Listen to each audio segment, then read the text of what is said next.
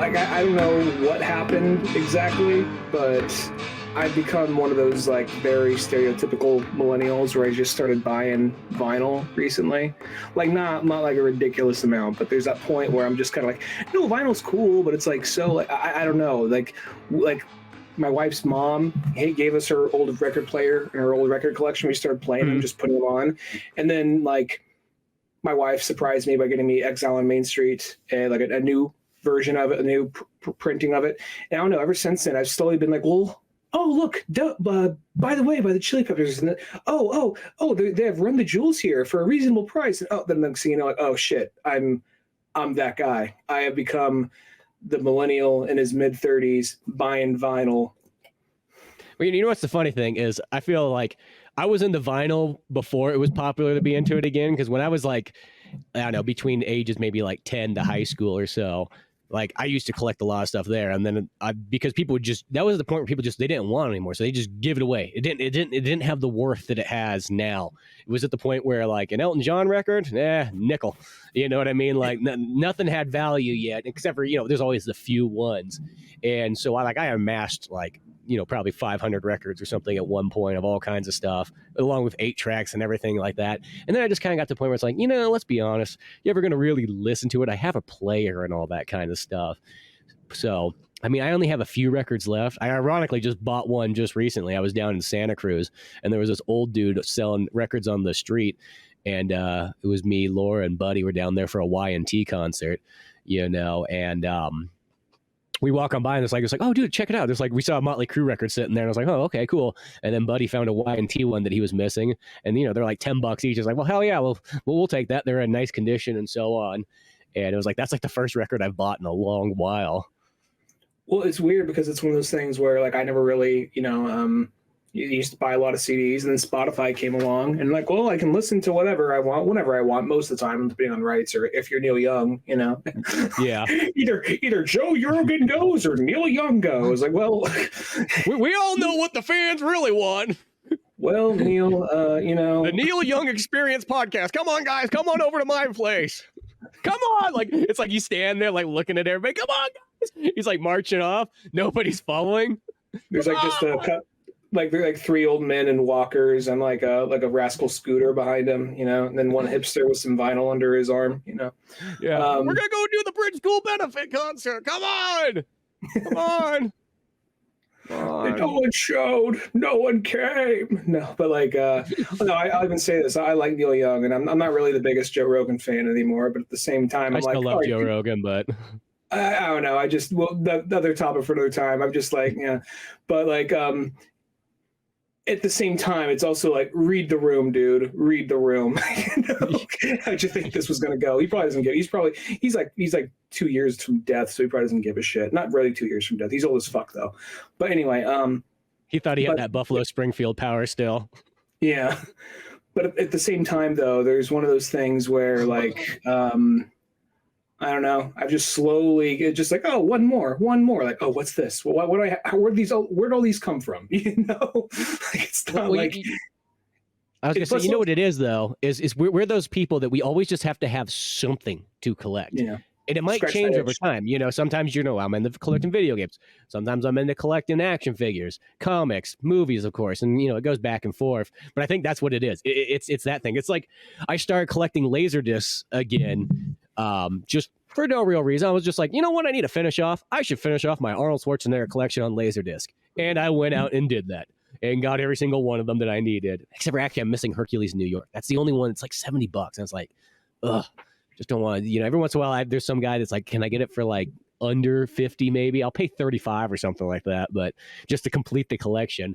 And I don't know why, that one's expensive on VHS too. It's like $5 on DVD, but everything else, that one's super expensive on, But like, I always need something to collect. Movie. It's probably such a niche movie though, because Hercules Goes to New York is like, it's also because the only people that really want it are like hardcore Arnold fans, and then hardcore Arnold fans that like lazy discs, and then on top of that, it's like because it's like I never seen it, but I mean, I'm sure you could say it's good graces, but I know a lot of people hate that movie, so it's weird. The more someone hates it's fun. It's fun. It's one of those movies. It's like I like it personally. I've never disliked it. I mean, it's not Arnold's best, but it's that one where I remember like they're like you can't even understand him, and I remember when the DVD version came out because they dubbed him in the original one just like they dubbed Mel Gibson in Mad Max, but in the DVD, they had, the Arnold original audio track on there still.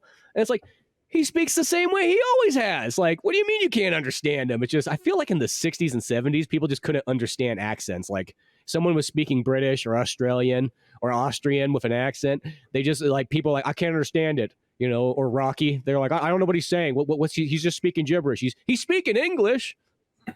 I like how that was like a department like Rocky is. I think Rocky may have got him the Oscar or at least the nomination back when it came out.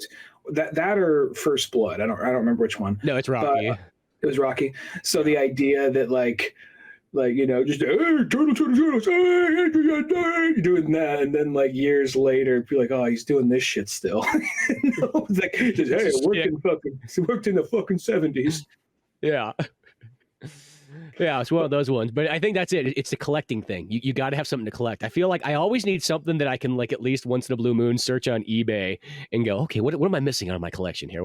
And I like to collect things that don't cost like an arm and a leg. Like, I stopped collecting, there's some stuff where it's like, once it gets expensive, I don't like doing it. That's why I started doing, like, a while back I'm going to collect all the 007 video games because you could pick them all up generally for $5 to $20, getting the complete in the box with everything and so on. And I have everything. I even started buying the doubles. So like I have like the games where I have the Xbox, the PS2, and the GameCube version of them just because, why not? I was collecting. The only thing I'm sort of missing is there's really old 007 ones where I have a couple of them for like the Commodore and things like that. But there's like an Atari one on the 2600. But to have it in the box, it's like $300. It's Jesus. I'm just imagining Atari 00, just super like just like red pixels, old jagged, just kind of go down after like the bullet hole. I think that's they're doing. Okay, it would probably take a minute to process. Like, it's the bullet hole thing. Okay, gotcha. Yeah, it's those weird things on Atari games where they sell them. It's like if you didn't see like the cover on the box, you'd have no idea that that's what you're playing. It's like you really got to piece it together. Like, okay, I guess I can kind of see it that way. Yeah, Atari is just like, hey, you fill in the blanks, Yeah. But imagination, kids. I mean, we'll get to the main topic in a second here, but I guess it's also just one of those things like we're vinyl. Like, I'm not by no means like a huge vinyl aficionado. I can honestly see myself being a phase. I can honestly see it me moving on to something else in a year or two, but because I also have my limits. Because I was looking at I was like, okay, like Run the Jewels. Like, oh my God, the cheapest one is like $23. Well, I guess I'm getting Run the Jewels 3, even though I really want to get 4. But because that one's like 40 or something. And then I looked over it, like, okay, like a Tribe Called Quest, like, oh my God, this is all like 50, like $50 or whatever. Then I was like, Rolling Stones, like, okay, a lot of this is kind of expensive, but Black and Blue, $22. I can swing that. All right, So it's it kind of comes in waves, really, Gosh, and it's like such a bummer because like in the 2000s, you could go collect all those Rolling Stones albums and the other ones, and you probably wouldn't pay more than $1 a piece. I know. I jumped on this too late. I should have. I'm just a fucking sheep. That's all it is. I'm a sheep. We got this thing. We just started putting it on every so often. We thought, hey, it'd be fun to get this album. It'd be fun to get that album. And now here we are. And now, like a fucking sheep, I'm just collecting it because, all the cool kids are doing it. So, but yeah, I don't know. Just something easy, just about putting it on in the background while you're doing something as opposed to, I don't know. And it's kind of nice. It's not more convenient, but there's something nice about it. I don't know what it is. Well, it's that thing that this goes with any kind of physical media. I do like the idea of having the case, having like the information. You put the unit in. The experience of that's much better than like a digital one. Of course, digital one's simple, easy, effective, but it's why I still watch VHSs on a CRT TV. It's just like I like the experience. Why I still like, I'll choose, you could have like the biggest screen in the world, but like I'll choose like, I'll take that 22-inch one over there. I mean, it'll have a more natural feel to it, Yeah. And No, no, it's even like VHS is like I still collect VHSs, and I once again I'm kind of specific. I try not to go like I'm not just getting everything. I get kind of like ones that have cool covers, of course, like the Arnold Schwarzenegger collection. I got that, I'll find some kind of variant ones and just kind of like the real big movies that are kind of nice to have, or ones that are sort of nostalgic. Like, oh man, I used to watch this all the time on VHS. So you might not, and it's not like it's worth anything to like, it's not like I'm going out trying to get like, oh, here's like a $50 VHS or something like that. Like, it doesn't matter if it's like, if whatever, I paid 10 cents, 50 cents for it, but it's cool to me. That I like kind of collecting for myself, I guess you would say, instead of collecting for necessarily value.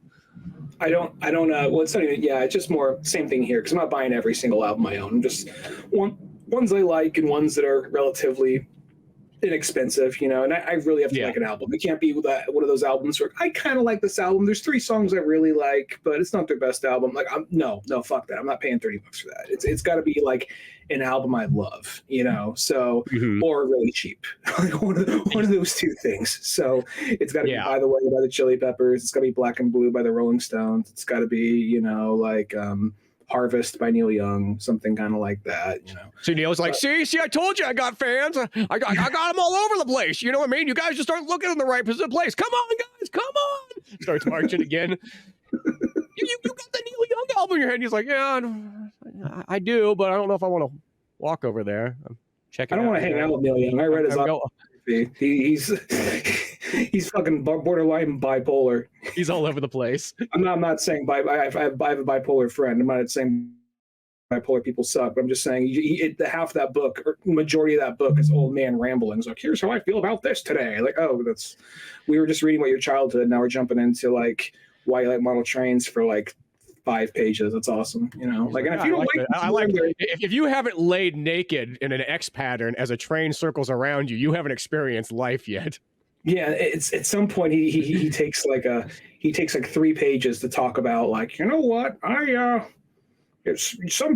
editors tell me I should probably focus more on this book, focus more on the structure of this book. But if you don't like it, then you just don't hand it off to someone else. Like, well, fuck you. I already paid you $24 for it. So why the fuck am I just going to hand this thing off? You don't like it, just give it away. Easy for you to say, motherfucker. You already got paid. Among your fucking mountain of whatever. Yeah, fuck. What do you need? Another flannel, another fucking goofy hat, more scarves. Shit. Oh, I need another fucking train, Ryan. That's what I fucking need. He needs a fucking train. Yeah.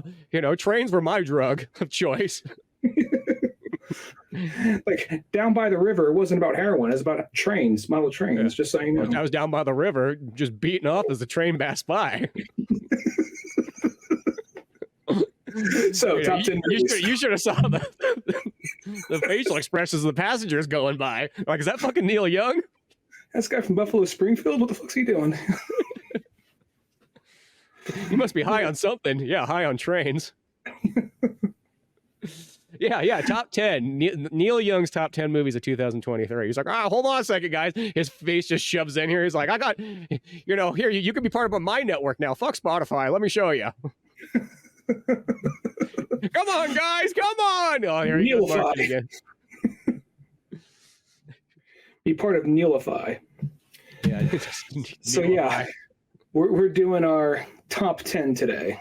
Our top 10 movies of 2023. 23.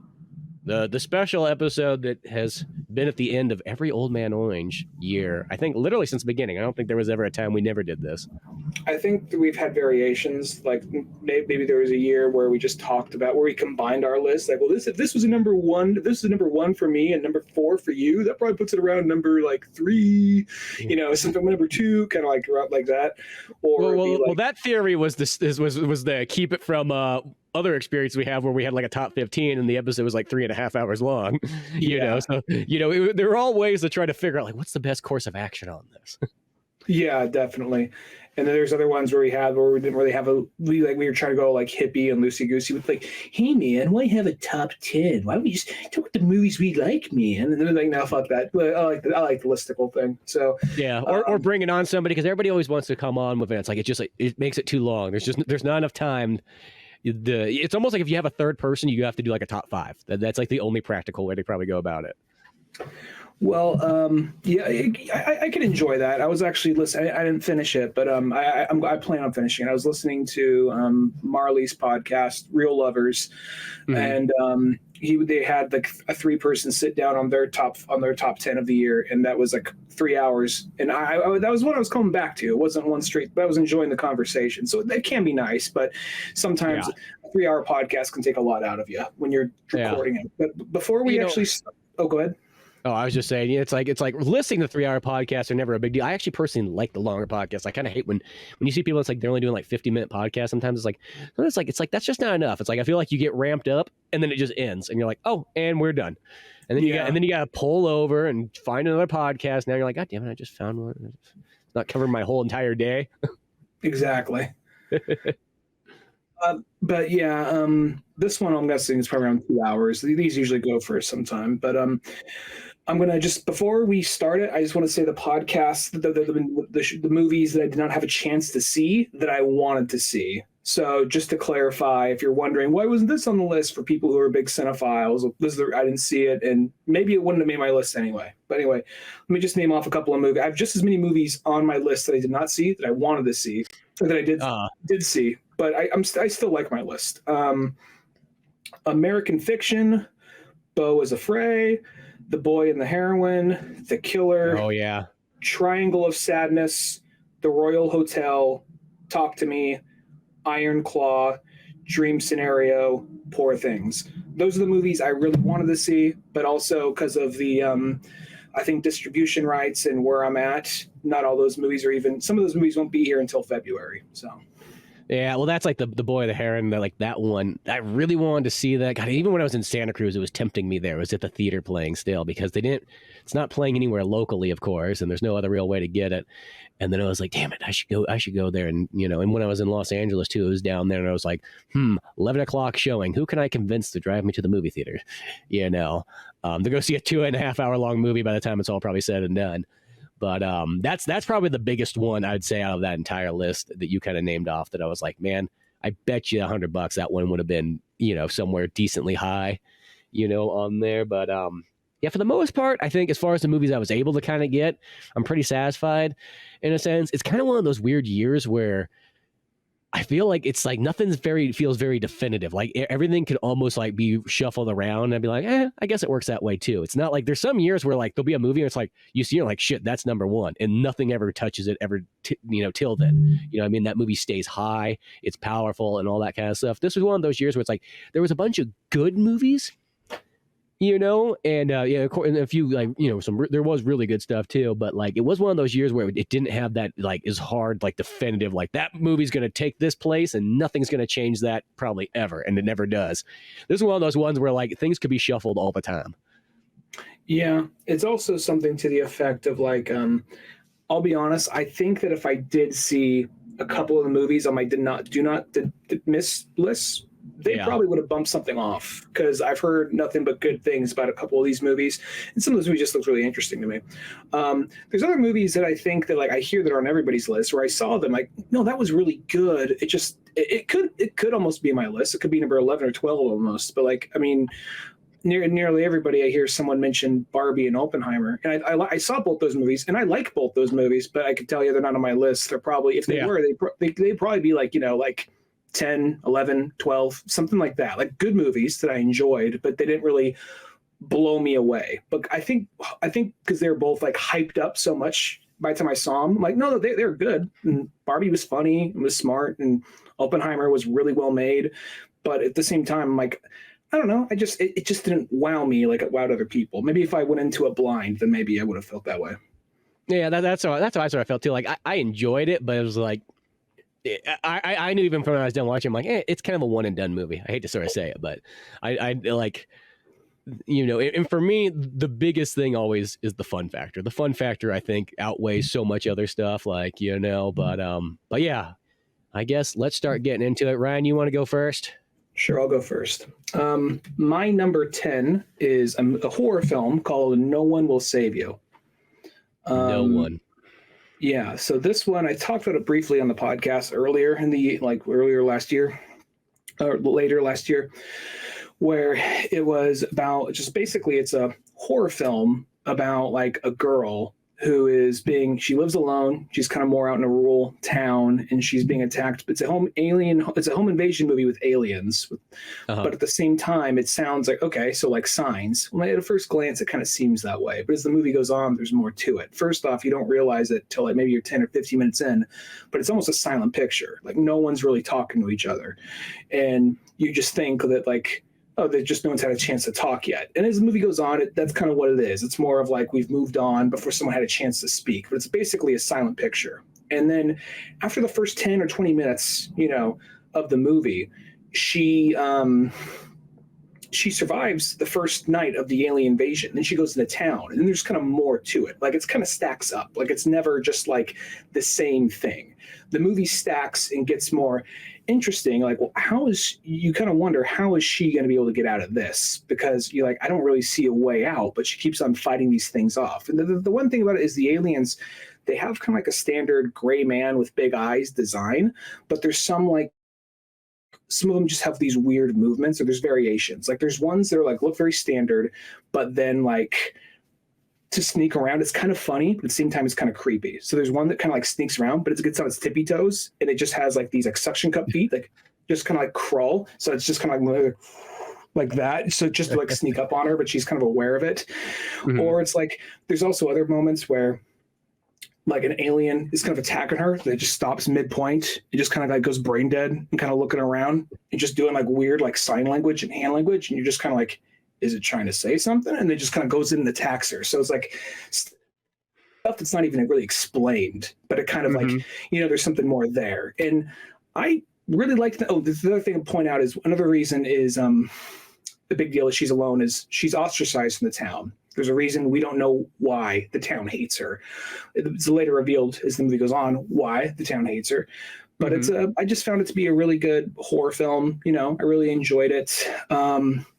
I always have an appreciation for these kind of monster horror films when there's like the jump scares are limited and they don't really have an annoying shrill. If there's a jump scare in it, it feels very earned. It doesn't feel like just for the sake, it gets really annoying, really lazy. Yeah, no, I'm kind of, it's like anything that's like a Blumhouse movie. It's like one of those ones. I feel like those things are always filled with like it's almost like they're like horror movies by the number. I'm not saying there probably can't be good ones in between here and there, but like they all feel, like Get Out. That's a perfect example. Like that's like the rarity one that's like that. But I feel like a lot of the ones that they make, they all kind of, they just have. It's like horror by the numbers. They're going to use the jump scares. They're going to use the shriek sounds. And it's not that you everybody's entitled to like a good jump scare. But when you use them too much, it just becomes stupid. And it just becomes more annoying. It's not scary. It's just annoying.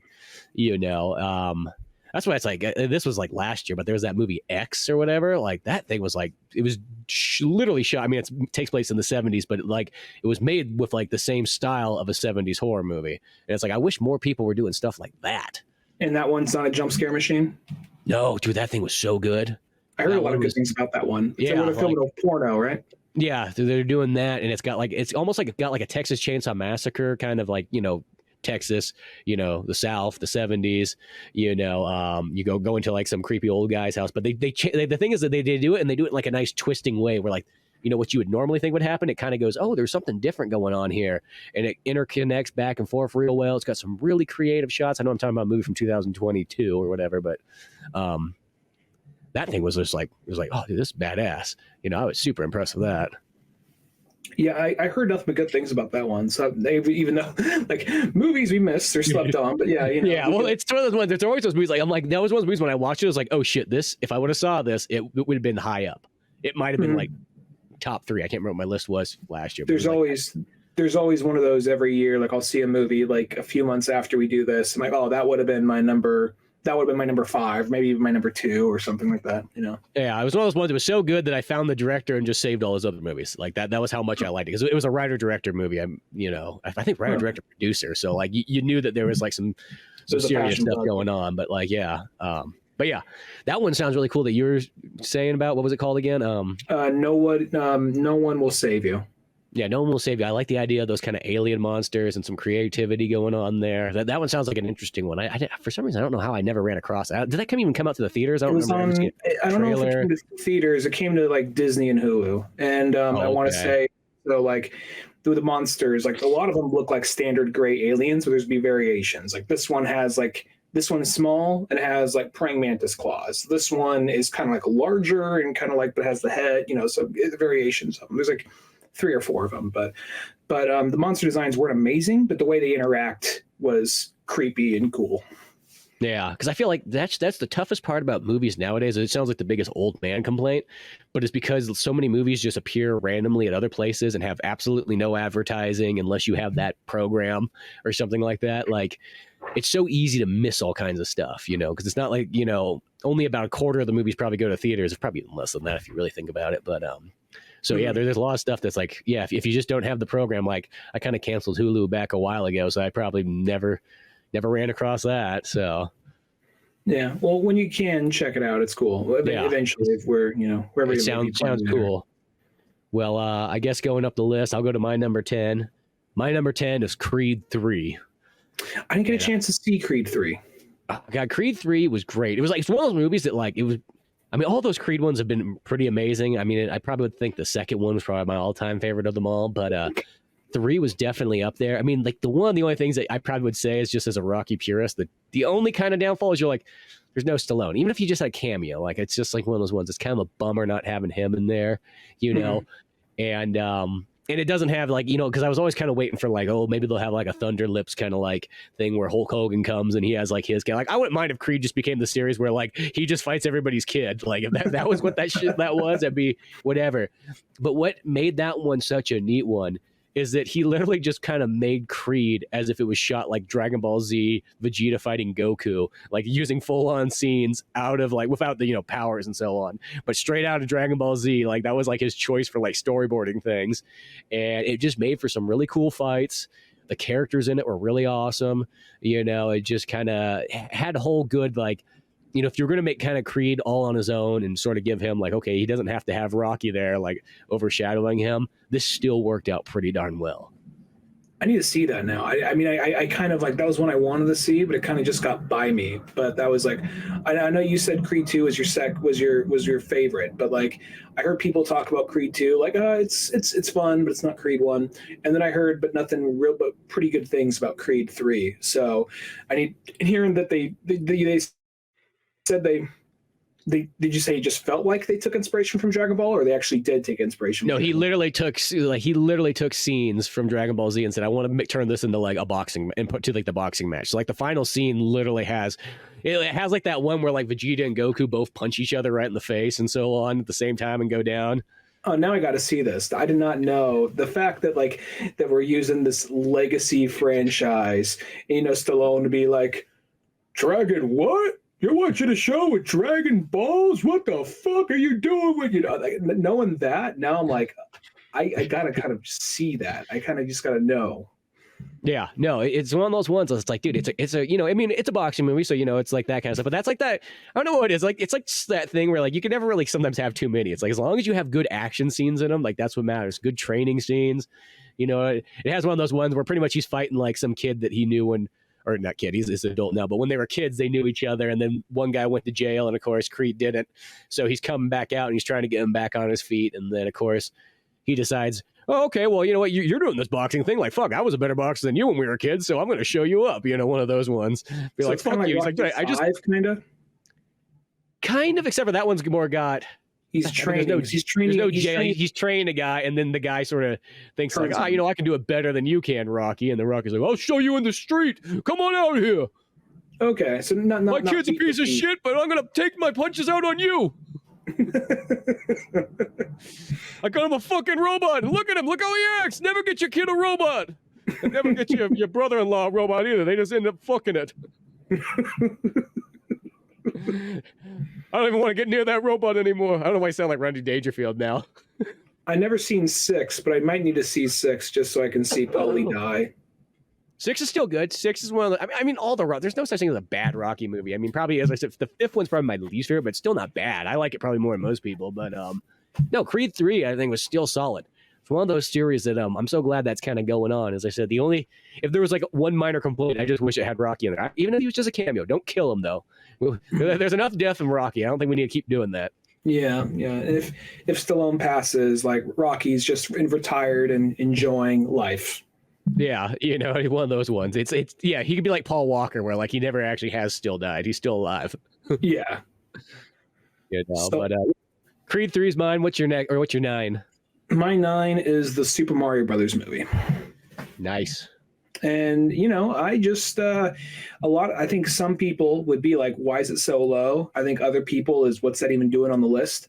For me, I think it's kind of one of those things of like, I kind of see like the movie is a little too bare bones, which is probably why it's a little lower. I think that it's a movie that probably could have like some of the needle drops are a little meh, and I think it's a movie that probably could have used a little bit more fleshing out and taking time with certain like beats. Like, but at the same time, I'm not here to like just kick the movie in the balls. I'm just saying the reason why it's not higher. But at the same time, I know for a fact if I saw this movie, this is the movie. If technology was at this point if technology was at this point when I was first getting into Mario, and I saw this movie, like when Mario around the time like the other Mario movie came out, this is the other movie we got. This would probably be like one of my favorite movies of all time. It would probably really, I would probably still see its flaws and not care about it. So I think that like this just really, yeah, is it nostalgia? Yeah, is it the member berries? It is. But I can't help it. If you really enjoy it, it really kind of hits the right nostalgia buttons, and it really just hits the right nostalgia buttons. That's all it is to it. And it's nothing in the movie was so grossly atrocious or like cringy, like I've had some people were saying. I thought it was more of just like really, just a very like, it was an adequate script with really gorgeous visuals, really cool action. And I think that's all Mario really has to be. Hopefully the second script will punch it up to that next level. Yeah. But this one, I did enjoy the movie. So, Yeah, no, I totally agree there too. It was, overall solid. And it's funny because it's solid coming from, I don't like Illumination. It's one of those ones I'm not the biggest fan. I'm not saying that all their stuff's bad. I have seen decent stuff, like anything. Like the Addams Family ones weren't, they were solid enough. But like for the most part, it's just like Minions just are. I don't get they just are obnoxious to me. They just remind me of all the terrible children that like you see in life, And for some reason they've gathered all together under a mad scientist, which just sounds like a terrible idea. But in a sense, it's like they didn't drop the ball in that Mario Brothers one. They really delivered. It's good the whole way through. It's weird that I feel like I haven't seen it since theaters. I don't know why. It's that one that I feel like even though the Mario one's probably a better movie, I still like the Sonic the Hedgehog 2. Like that one hit me stronger than like maybe because it's just Sonic is just one of those ones like you're just happy to see the old blue blur actually get success again in life. Well, I'll be 100% honest. I think I think Sonic the Hedgehog 2 is a better movie just because there's actually nuance and like there's nuance to it. They don't flat out look into the camera and tell you exactly what's going on. I mean, there's a lot of moments where they do, yeah. But there's things where they don't like totally hold your hand, and there's things where there is more character development and subtlety in certain scenes. Not everything. There's some things where they blatantly, it's a kids movie. We gotta explain it to the kids in the audience. But there is definitely subtlety within that movie, and some parts are actually genuinely try to pull your heartstrings. Mario has just like they have a little bit of that, but they don't have much of it. There's like a moment where you could have had like a real genuine bonding moment between Mario and Donkey Kong, where he's just like, my dad thinks I'm a fuck up.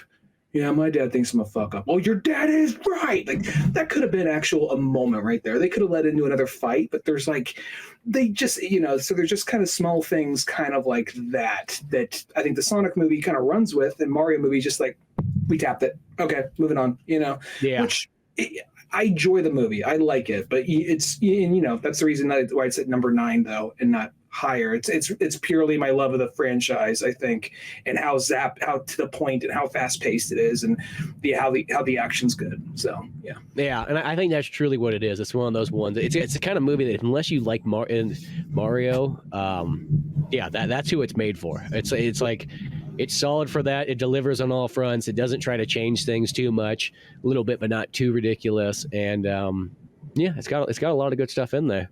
Where I know people who don't give a shit about Sonic, who walked out of Sonic 2 saying that's pretty fun, where I think you got to like Mario. to do that. I think you got to like Mario to get in that door. Where Sonic 2, I'm not saying it's going to make anybody run out like, I gotta get He puts the Sonic fucking hat on, just starts running down the street. This like 80-year-old man be like, I was like, what? I've been missing out on this my whole life. Doing bumps of cocaine on his way there, like, follow me, set me free, just running down the city. No, but I'm pretty sure that like, I think because Sonic, I know people who don't give a shit about Sonic, but like the movies. Yeah. I can't really say that about Mario. And here I am, it's like, it's my number 9 movie of the year, but here's what it could be doing better. But I enjoyed it, so that's why it's here. That's what I say. It's not 1993 Mario. That's all I always have to say. It's like it's good, but it's not 1993 good. It doesn't have that nostalgia that we had because it's hard. Yeah, we saw that like at the time when it came out, so it was So it makes a difference. Well, cool. Well, I'm gonna go on to my number 9 is Sakura, which was Donnie Yen's new movie last year.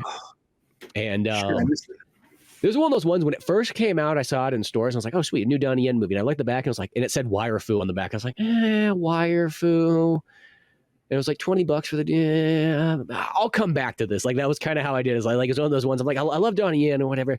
And then I think it was on Prime or something like that. I'm like, you know what? I'm just going to give this a go. It's Donnie Yen. I pretty much watch everything Donnie Yen does. So why would I not watch this? And then the kind of cool thing is it's like I felt like it did the Wire Fu, but like in a good way.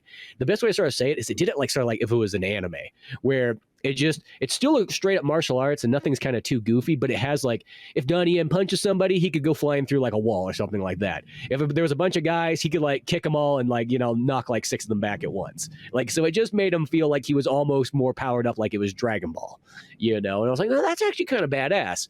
It's not goofy like Crouching Tiger or anything like that.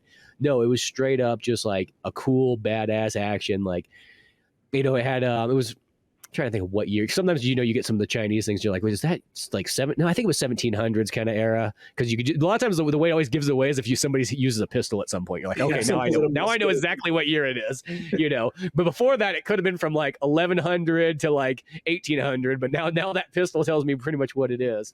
But, it just had kind of like badass action in it throughout, a bunch of cool, neat scenes, very creative. Donnie Yen directs it himself, which is neat to see. I was overall actually way more impressed with it than I thought it was going to be. So just say it's a Wire Fu movie that actually has weight? Because I think it's the thing about Crouching Tiger, Hidden Dragon, a lot of movies of its time where it looks like there's no weight. Like they fly and they're just like doo-doo-doo, just gently laying down, where you just kind of want that. You want that like Dragon Ball or anime, just like slam down, punch, knock a fucker out, Yep. Yeah, that's pretty much like the kind it has. It just has like it just ups the ante. And I don't know, maybe it's just that one where like the Hong Kong cinema, they're like, you know what, the kids nowadays just like you can't compete with the anime anymore, so we just got to do it. There's literally Chinese and Korean anime now, so yeah. Yeah, so it's one of those ones. So I felt like they kind of had to go, turn it up. But it probably works better when you get older too. Because there's one thing about Donnie Yen though, it's like he's literally just as old as Jet Li, and Jet Li looks like an old man. He's looked like an old man for like 20 years. But no, for some reason, Donnie Yen still looks like he's like 28 years old. I don't know what the hell he's doing, but I think because we've seen Jet Li with spiked hair for so long. Yeah, exactly. And I think it's also because Jet Li never had spiked hair. I think he never had spiked hair. We would have known. Yeah, and I think because Jet Li must have had like bad acne or something when he was younger, and I think that's kind of because you kind of can see it in his face, like he's got those kind of marks like he did or something, and I think that kind of makes him look a little bit older. But it's like even still, like in the last handful of movies, and I mean even like Expendables 1, he's got kind of like slightly gray hair going on and everything like that. But yeah, it's Donnie Yen, just youthful, but yeah, badass action in it, all kinds of neat scenes, period piece, weapon combat, fist combat. All around neat stuff. I really did enjoy it. It's been a while since I watched it, so I'm trying to think of exactly what the heck the story was. But it's like, it was really good. It had punching and kicking, and there was explosive power, and one guy brought a sword out. Like a kid explaining his favorite anime to his dad before he gets dropped off at school. Yeah, like that's how sometimes that's how it feels when it's been a while since I watched something. But like, overall, I was like, this was pretty solid. I was kind of bummed I didn't just buy it initially just to give Donnie Yen money because I don't want to see Donnie Yen go home hungry tonight. God forbid. So that was your number 9? That was my number 9, Sakura. My number 8 is Sisu. Sisu, that was another good one too. badass action. It felt like that movie was meant to be tied in with like the Grindhouse era of movies, like, you know, like the post Grindhouse, like the where you had Hobo with a shotgun, you had Machete. You know, it felt like Sisu was supposed to be in that kind of category, like if almost like produced by Tarantino and Robert Rodriguez and kept continuing on those movies, but oddly a lot of those ones kind of disappeared and that was it. Well, the thing about that is like that with a dash of like John Wick. And I know that's all before John Wick, but I mean just that because John Wick really brought back the stoic action hero and with minimal dialogue, and there's kind of like it's always a very straightforward, like always a very straightforward goal, but just interesting ways to kill people, almost kind of like a horror film violence level of killing people in a lot of those movies, and then toppled with like added with I guess kind of like what's the word I'm looking for here, I guess kind of a sense of style or a certain sense of grit you wouldn't hear usually when you hear about like, oh, it's a revenge movie. Like, of course it's a revenge movie, but I mean, I feel like there's a point where revenge movies got a little like, not softer might not be the word, but they didn't get like this level of grit. Like this kind of level of grit and violence went away for a while and then kind of came back, you know? Yeah, exactly. It definitely goes. It almost has like a very Inglorious Bastards feel. Like that's what it kind of feels like it's tied to. It takes that style and runs with it, but makes it a hardcore revenge movie. This movie also got kind of boned too because they literally had trailers for it playing in the theaters for a while, and then when it came out, like the theaters just didn't play it, and so it kind of. That's why I just bought it when it came out. I'm like, well, I wanted to give money to this movie anyways. Like it just looked like it was doing the right thing, you know, and. It is a solid movie. It's got great action in it, but it's very simple. It's right to the point. Just this old gold miner's out there. You know, he's a Norwegian dude, right? Norwegian or Swedish? I think he's Swedish. Or he's Finnish, I believe. I actually want to say Finnish. Yeah, Finnish. Yeah, and he's just this old, like, you know, this old guy who was almost like a, you know, ace combat guy back in the day. And he's out just kind of gold panning and doing his thing, not bothering anybody. And of course, some Nazis come by and start like pushing him around and. You know, they're it's like one of those ones where they're almost like the robot kind of Nazis where they're just like all bad. I don't think they humanize any of those characters. They're just like they're all bad. He's gonna get pissed because they're doing, you know, they killed his horse and all kinds of stuff, and now he's got to go and kill them all. And oh yeah, by the way, they got some captured Jewish women too, or something like that. No, maybe they weren't Jewish. They were. Where the heck? I think they're Swedish. I think they're Swedish. Yeah, maybe they were all in Finland the whole time. Or Finnish, maybe. Yeah, Finnish or yes. I don't remember what it was. I can't remember. It's like I watched this movie when it came out on Blu-ray, like in June. Explain what Sisu meant. I mean, I can't. So I think they're just nationals. They're just the citizens or whatever. I feel bad. Was it Finland or was it Sweden? I think it was. Yeah, I think it was Finnish. I want to say it's 100% Finnish because that was the thing. Is the movie's definitely Finnish made and all kinds of stuff, and it's just been a while since I've seen it by this point. But yeah, they went hard on that. They had great action, great violence, but you know, it's simple. It's kind of a, you know, almost bread and butter, but bread and butter done really well. Mm-hmm. Yeah, and it's Finland. Yeah, Finland. Okay. Yeah, that's right. It's just if you start getting confused after a while when it's been a while, but it's cool to see a Finnish movie kind of come out and actually be in the U.S. and, you know, all that kind of stuff. I'm not sure. Maybe he's a huge Finnish actor, or maybe he's a huge actor in Europe and I don't know about him, but it's also kind of cool because you can kind of believe the legend more when it's not like some actor you've seen a bunch, and maybe he's in a bunch of stuff and I just don't know. Maybe I'm just not cultured, but he's also this dude who just kind of like comes in, like, I mean, the actor, the fact that we don't really know the actor, you and me don't know the actor, and this guy just, how minimal he talks, there is that helps that aura of mystery around this guy. So that kind of can make you believe a blank slate of like, yeah, this guy can fuck all these people up. I can believe that. Yeah, no, and he does, and it has a super happy ending, and he kills everybody, and it all sort of works out in the long run. And it's just a good old action romp. Yeah. And I always love the genre of old guys kicking ass. That's always been one of my favorite genres. Yeah, it's always a fun one. But so what are we going on now? What are we on, number 8?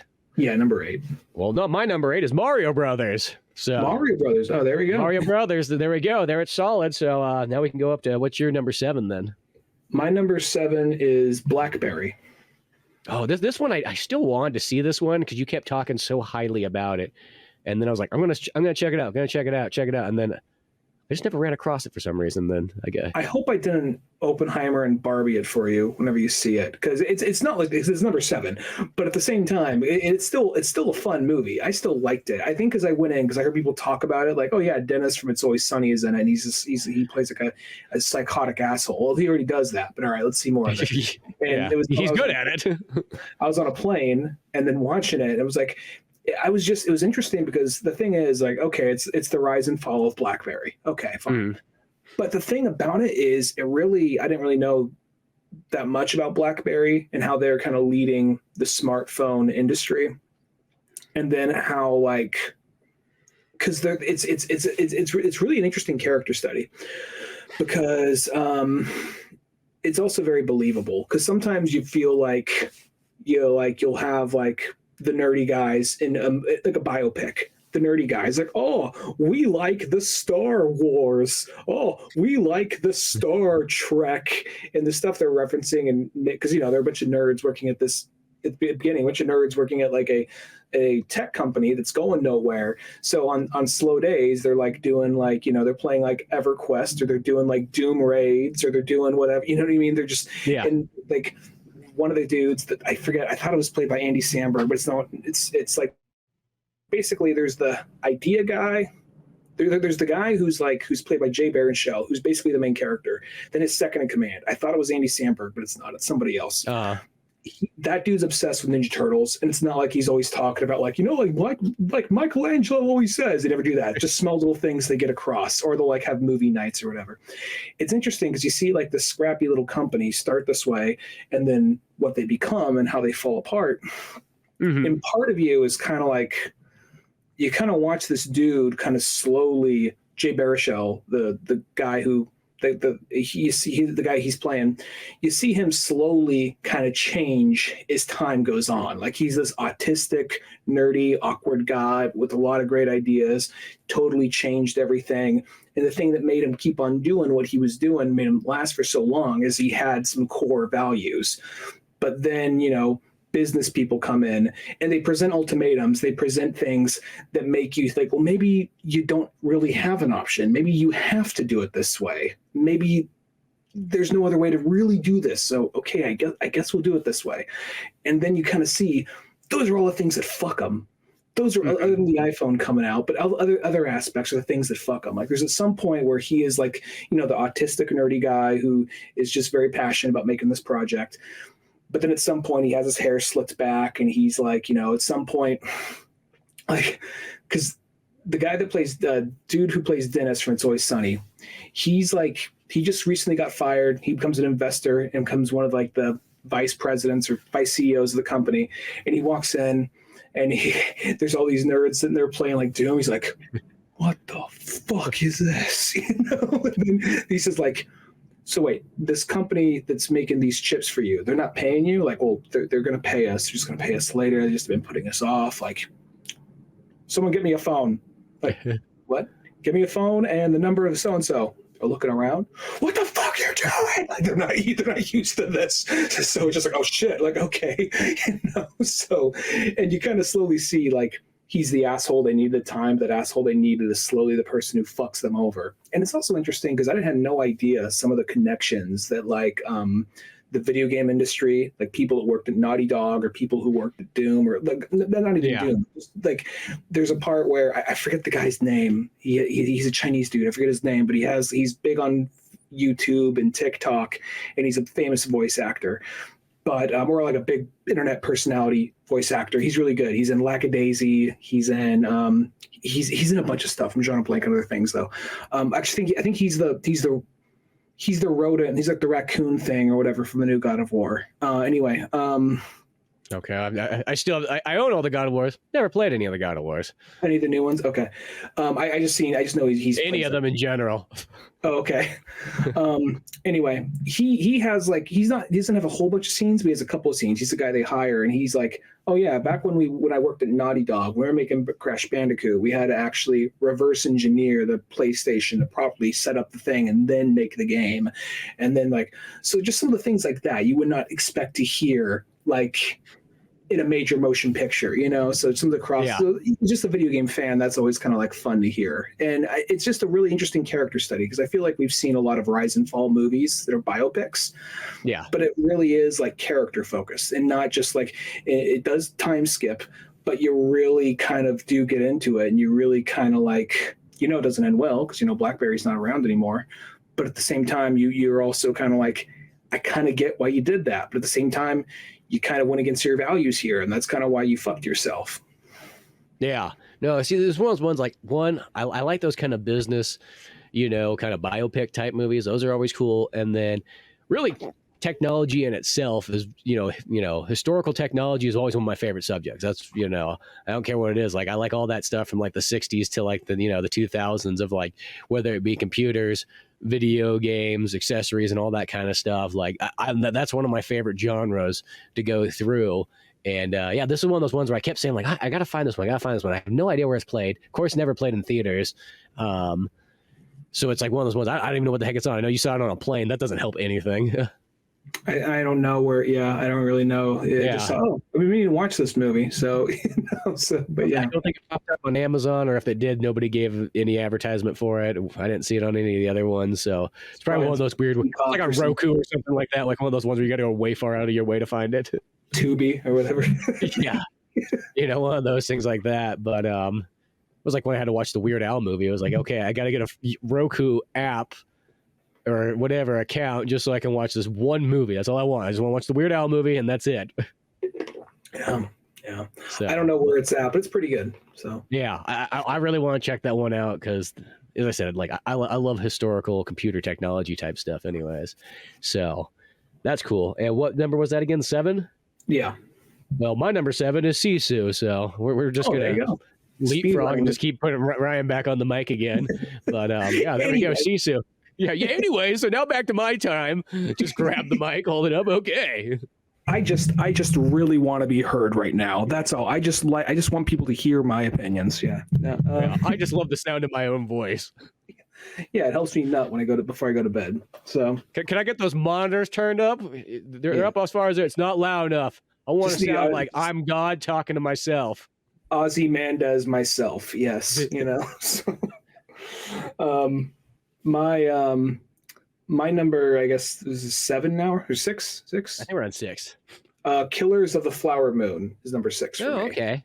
And I know this was one of those ones I did see in theaters, and it took effort because it was like 4 hours long with trailers and all that stuff.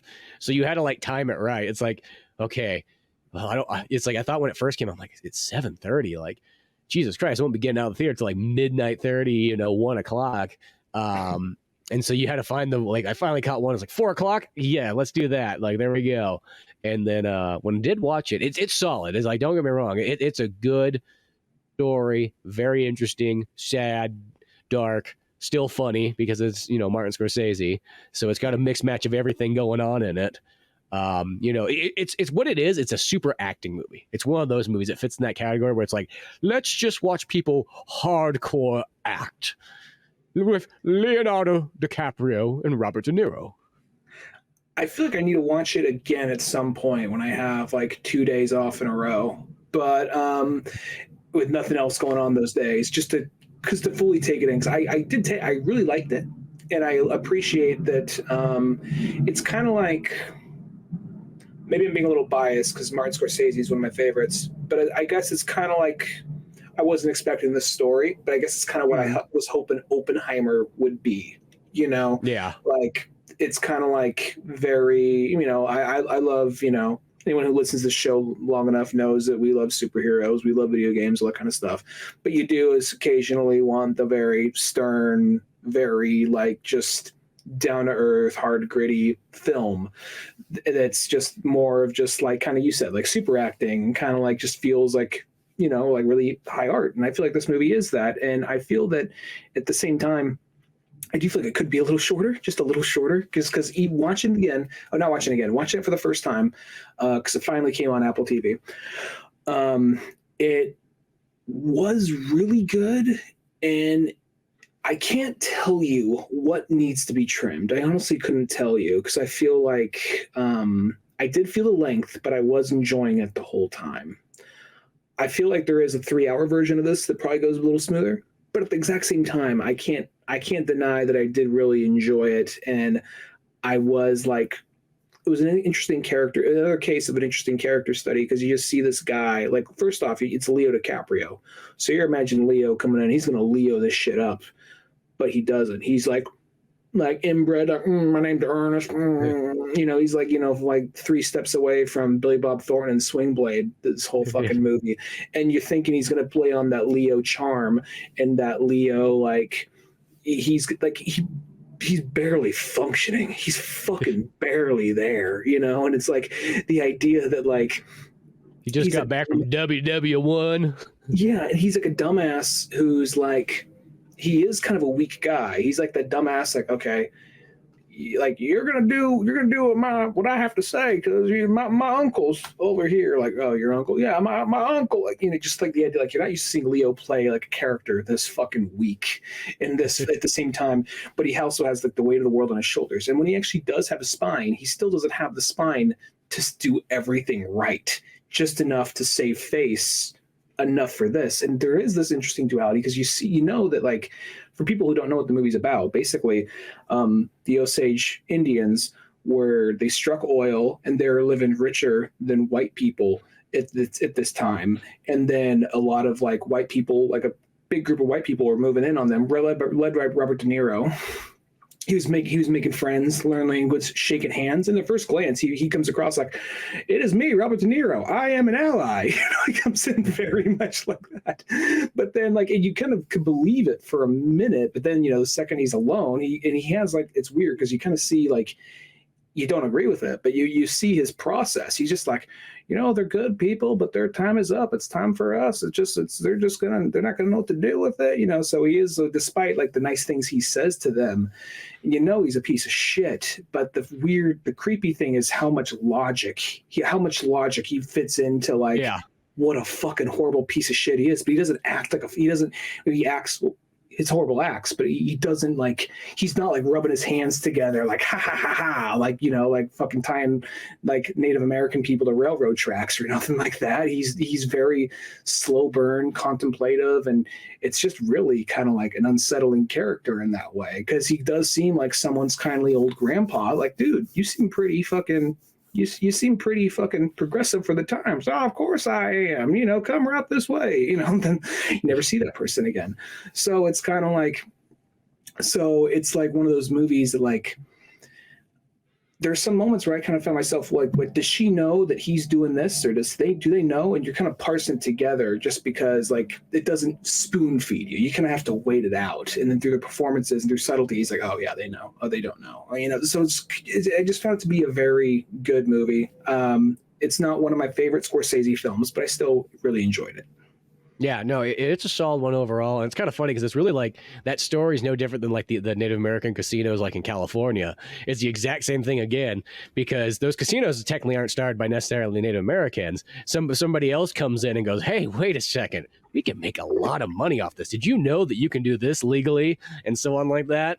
And that's how all those ones start up. So it's like, they kind of, they figurehead it and they put the Indian chief up there, but then it's kind of ran by a bunch of other people behind, closed doors, not even behind closed doors. The other guys stand right next to him. You know what I mean? The guy who is the mastermind. And that's literally how all those kind of go. No different. I mean, maybe a little bit less gangstery because it's the future age, but you could still be kind of a gangster and do it all like in tax forms and all that kind of stuff, and not have to, cheapen out and do all that kind of stuff. It's not as good as Goodfellas, but it definitely had some Goodfellas undertones with the way they were handling it. Kind of like how not to the level, like kind of like the heist and the way they're kind of going about it, the way they're planning it. You know what I mean? Not so much the montage of "fuck you, pay me," but I mean the way they were kind of going about this, and yeah, I just really liked it. Yeah, no, and it's just interesting because, Leo's character himself, too, it's like he's both like kind of a bad guy, but like not a bad guy all at the same time. Like, it's not like he's not continuously doing terrible stuff. He's still trying to do good things, but it's like he just is in this like cycle of the Robert De Niro game plan where, like, he'll be a good father and he'll be, a good husband, but then be like, okay, I got to go and do this now, or oh, I got to take this sister out. Yeah, I can do it. Fuck it. You know what I mean? Like he just doesn't question as much. It's just such a interesting way of going through it that like he can kind of go back and forth. He's not god awful, but then he'll do god awful things, and it just is kind of an interesting way to sort of watch as it sort of goes towards the end, and pretty much people start falling off the face of the earth.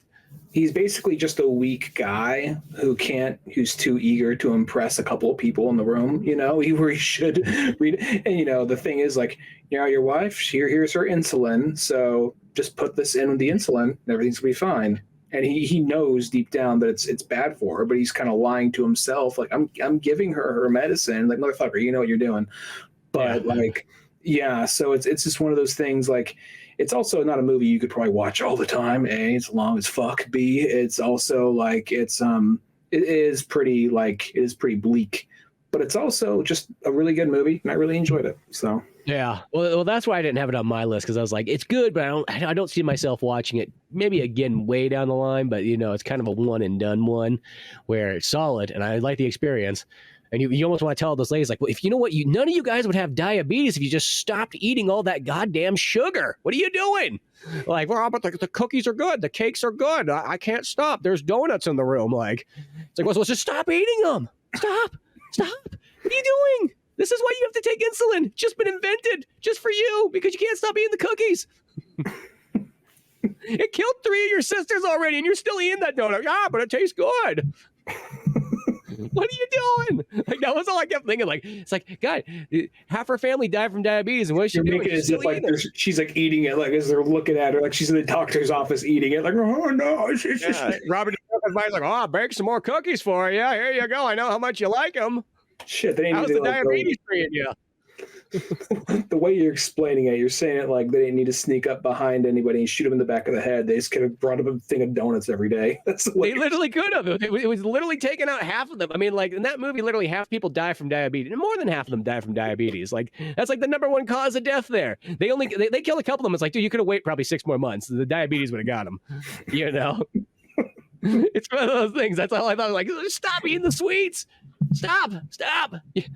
You're Native American. Go out and go hunting or something like that. Don't quit eating just because a British guy comes in and starts fucking baking shit doesn't mean you need to eat it.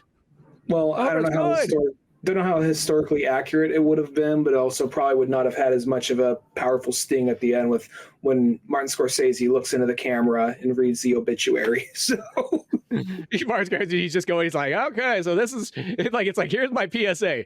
Kids, don't get diabetes. Not sponsored.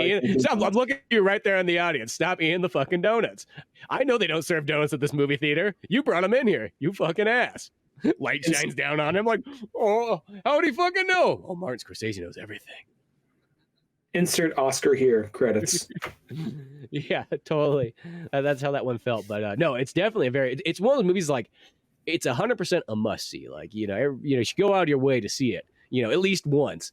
But it's not one you're going to be like, oh, I'm going to throw this on in the background, This is my jam. This is how I start my day. Third time this week. Get a box of donuts and I watch me some Killers of the Flower Moon.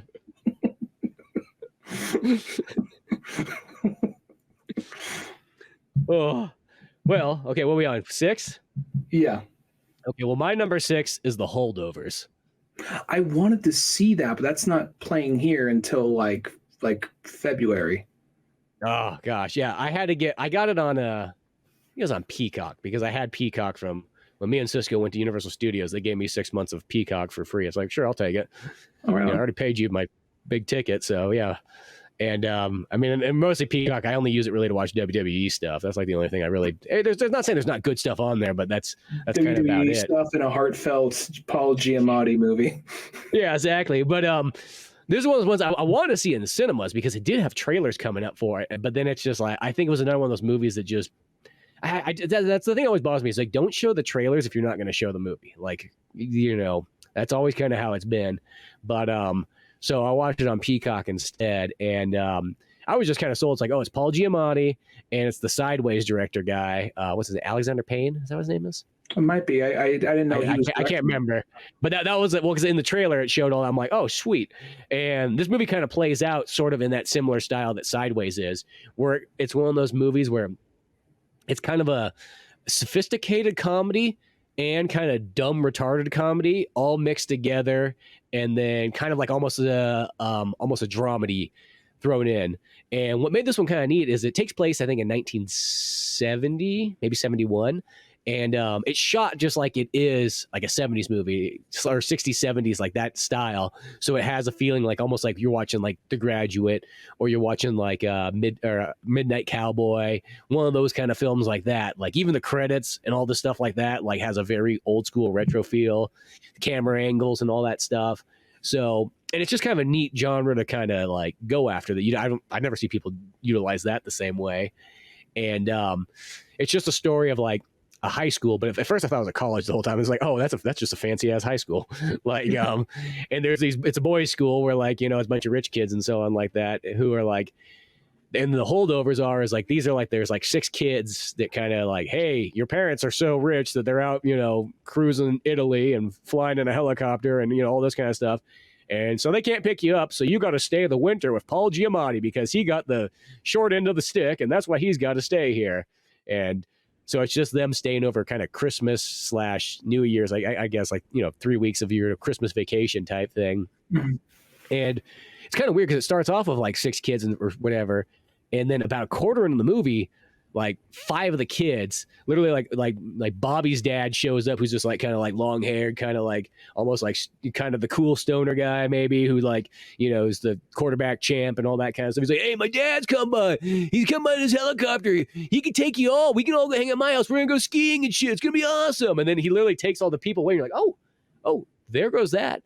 And then it becomes more of like a drama, almost, or drama comedy between one kid, Paul Giamatti, and then there's like the cafeteria lady. And this is kind of like the trio throughout it. And then they kind of have, their bonding experience and so on. They don't get along, but then they kind of do. And they'll have the moments and good jokes along the way. And it's just one of those ones. It was just kind of like, it was fun. It was heartfelt. It was one of those ones. There was great moments in it. And it even ends like, it could have ended in a couple different ways, but it had the super happy ending. I'm like, this worked well for it. I think that's what it was, with that same sideways humor. Like, picture that kind of stuff. I actually meant to put that on my wanted to see but didn't see list. Yeah, I had no idea what it was about. I just saw Paul Giamatti Christmas. That's all. That's all I really knew about it. So, knowing it's by the guy who made Sideways, now I'm more interested in seeing it. But yeah, I've heard a lot of people talk about how good that movie is, and I would have liked to check that out, but that one just hasn't made it over here yet, which is weird. It's a Christmas movie. You think it would have been out by November or something, even if it was. I think they waited too late, because it literally even came out, I want to say, in like December 29th on Peacock. So it was already like, yeah. Well, it's sort of, it goes through Christmas, and then it turns, so it has a Christmas section. Then it turns into New Year's. Yeah. So it's like, you could kind of say it's just an end of the year movie, into the new year, but, gotcha. But yeah. Well, yeah, I wanted to see that, but the way you're selling me, I had no idea it was about like that. I assumed it was about like a family that doesn't get along at Christmas or something like that. Like, I've seen that, but that could still be good. But hearing that, where it's like a makeshift family that kind of drew the short end of the stick, like that actually sounds pretty good too, though. Yeah, because each character all has sort of like a kind of major flaw going on in their lives, kind of a travesty, and sort of that kind of brings it all together. But it's just still filled with that good comedy where you can literally have a nice sophisticated joke, like real intelligent, but then you can still have the dick and fart jokes too. Like that's what I like about that. It has both. Like, there's a part where like Paul Giamatti's drunk, he literally sits in bed and there's a fart. He just like rips a big fart and just goes to sleep. Like, what I mean? Like, here we go, prep school. Sophisticated comedy, and then there's like that kind of stuff in there. But yeah, I just thought it was fun. It was funny, and as I said, I just appreciate it for having that late 60s, early 70s, look and film feel style to it. The soundtrack all has that kind of cool, like, folk rockish kind of, all of Bob Dylan kind of era stuff. So it's like one of those ones, like there was just a lot I liked about it. It hits the period piece hard. Like, it gets it real nice, but without being kind of like corny, how some things will do, where it's like, nobody fucking was like that in that year or something like that. No, this one feels realistic and legitimate. where everyone's just a very stereotype, where everyone's wearing a Led Zeppelin shirt, or everyone's wearing where it's like it's 1971, so the only thing they use to decorate everything is like extreme stuff from 1971. No, it doesn't do that. And like tie dye or whatever. Yeah. No. Well, it's like a prep school too. So everybody's like in, button up, suit and tie type stuff, and it's like that kind of stuff that you kind of look at, like, generally all these kids would be people you'd be like, fuck these people, as like a regular public school kid, like these would be like, but like it works in a movie somehow, some way. Yeah. Okay. Yeah. No, I get you. So that was your number 6 or 7? Yeah, that's my number 6. I want to say 6. Okay. Well, yeah, I guess we're halfway there. Well, I know this one is going to stir a conversation between the two of us. I knew this one was coming. Teenage Mutant Ninja Turtles Mutant Mayhem is my number 5. I know you weren't the biggest fan of that movie. Yeah, this might be my least favorite movie of the year. Really? Oh, well. It's probably the worst movie I saw. Like, it was one of those ones that I remember I was literally talking to a guy I knew from back in the day, and we were talking about movies, and he's like, and I told him, I was like, dude, it's like one of those ones, like, if you like Ninja Turtles, it's best that you just don't go see it. Like, I hate to sort of say it. He's like, yeah, he's like, I heard that from a lot of people. I have heard people that did like it. And I'm not saying there's moments in it I did enjoy. I'm definitely saying it's not like it's god awful, but I just felt like as a Turtles fan, just like, they just, the thing about them the most is just the downplaying the ninjutsu part. Like, I felt like I took that kind of personally strong. That's like, it's like one of those ones. It's like when they sort of just do the thing where it's like, no. The whole point of Ninja Turtles, even if they are kind of goofy and fun and so on like that, they still are hardcore, serious trainers. Like, don't take that part of. I don't know. It's something that bothers me in life is when they just give people, in a sense, like powers and stuff like that. Like, it's like I like when characters have to, like, in a sense, Batman philosophy. Like, it's not just like Batman, just like, I just took a couple of pills and next thing you know, I was Batmaned up. It's like, no, he's like, he went out and trained for like 15 fucking years. Hard. Well, extreme. Well, if you think about it, the movie, I mean, it happened differently, but the movie was literally,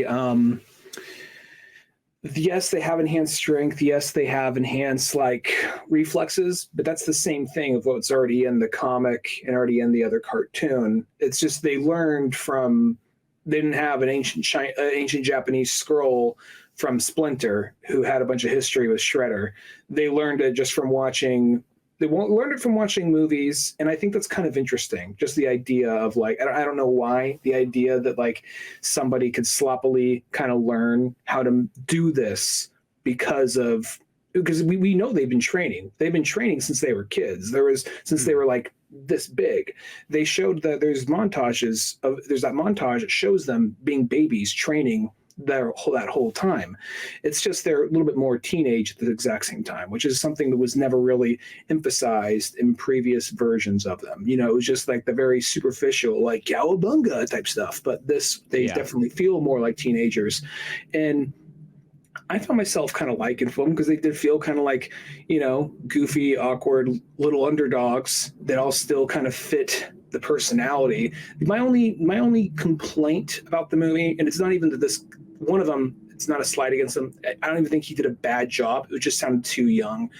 I thought Donatello sounded too young. I know the guy, the kid who voiced him didn't do a bad job.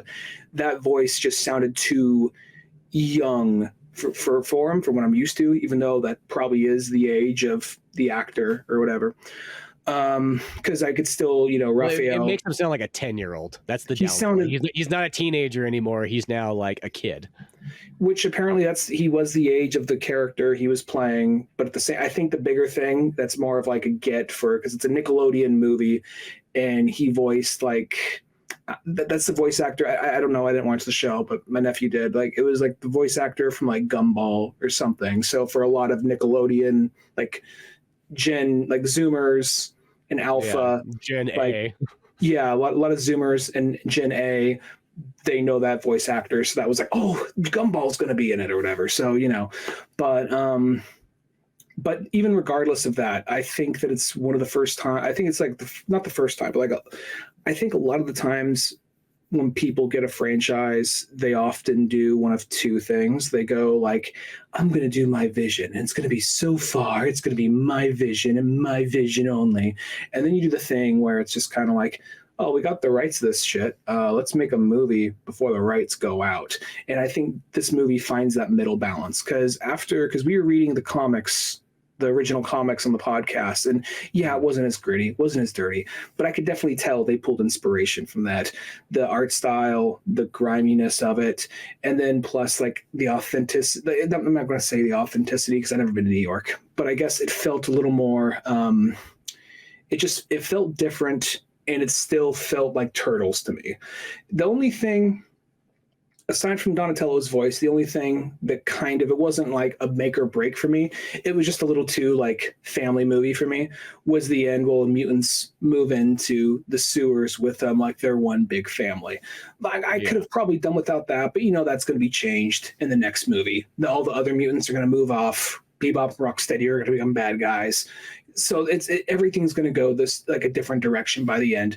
But also, I thought this is another case where I think people sometimes talk about needle drops in movies. I think all the needle drops in this worked pretty good. Like I think the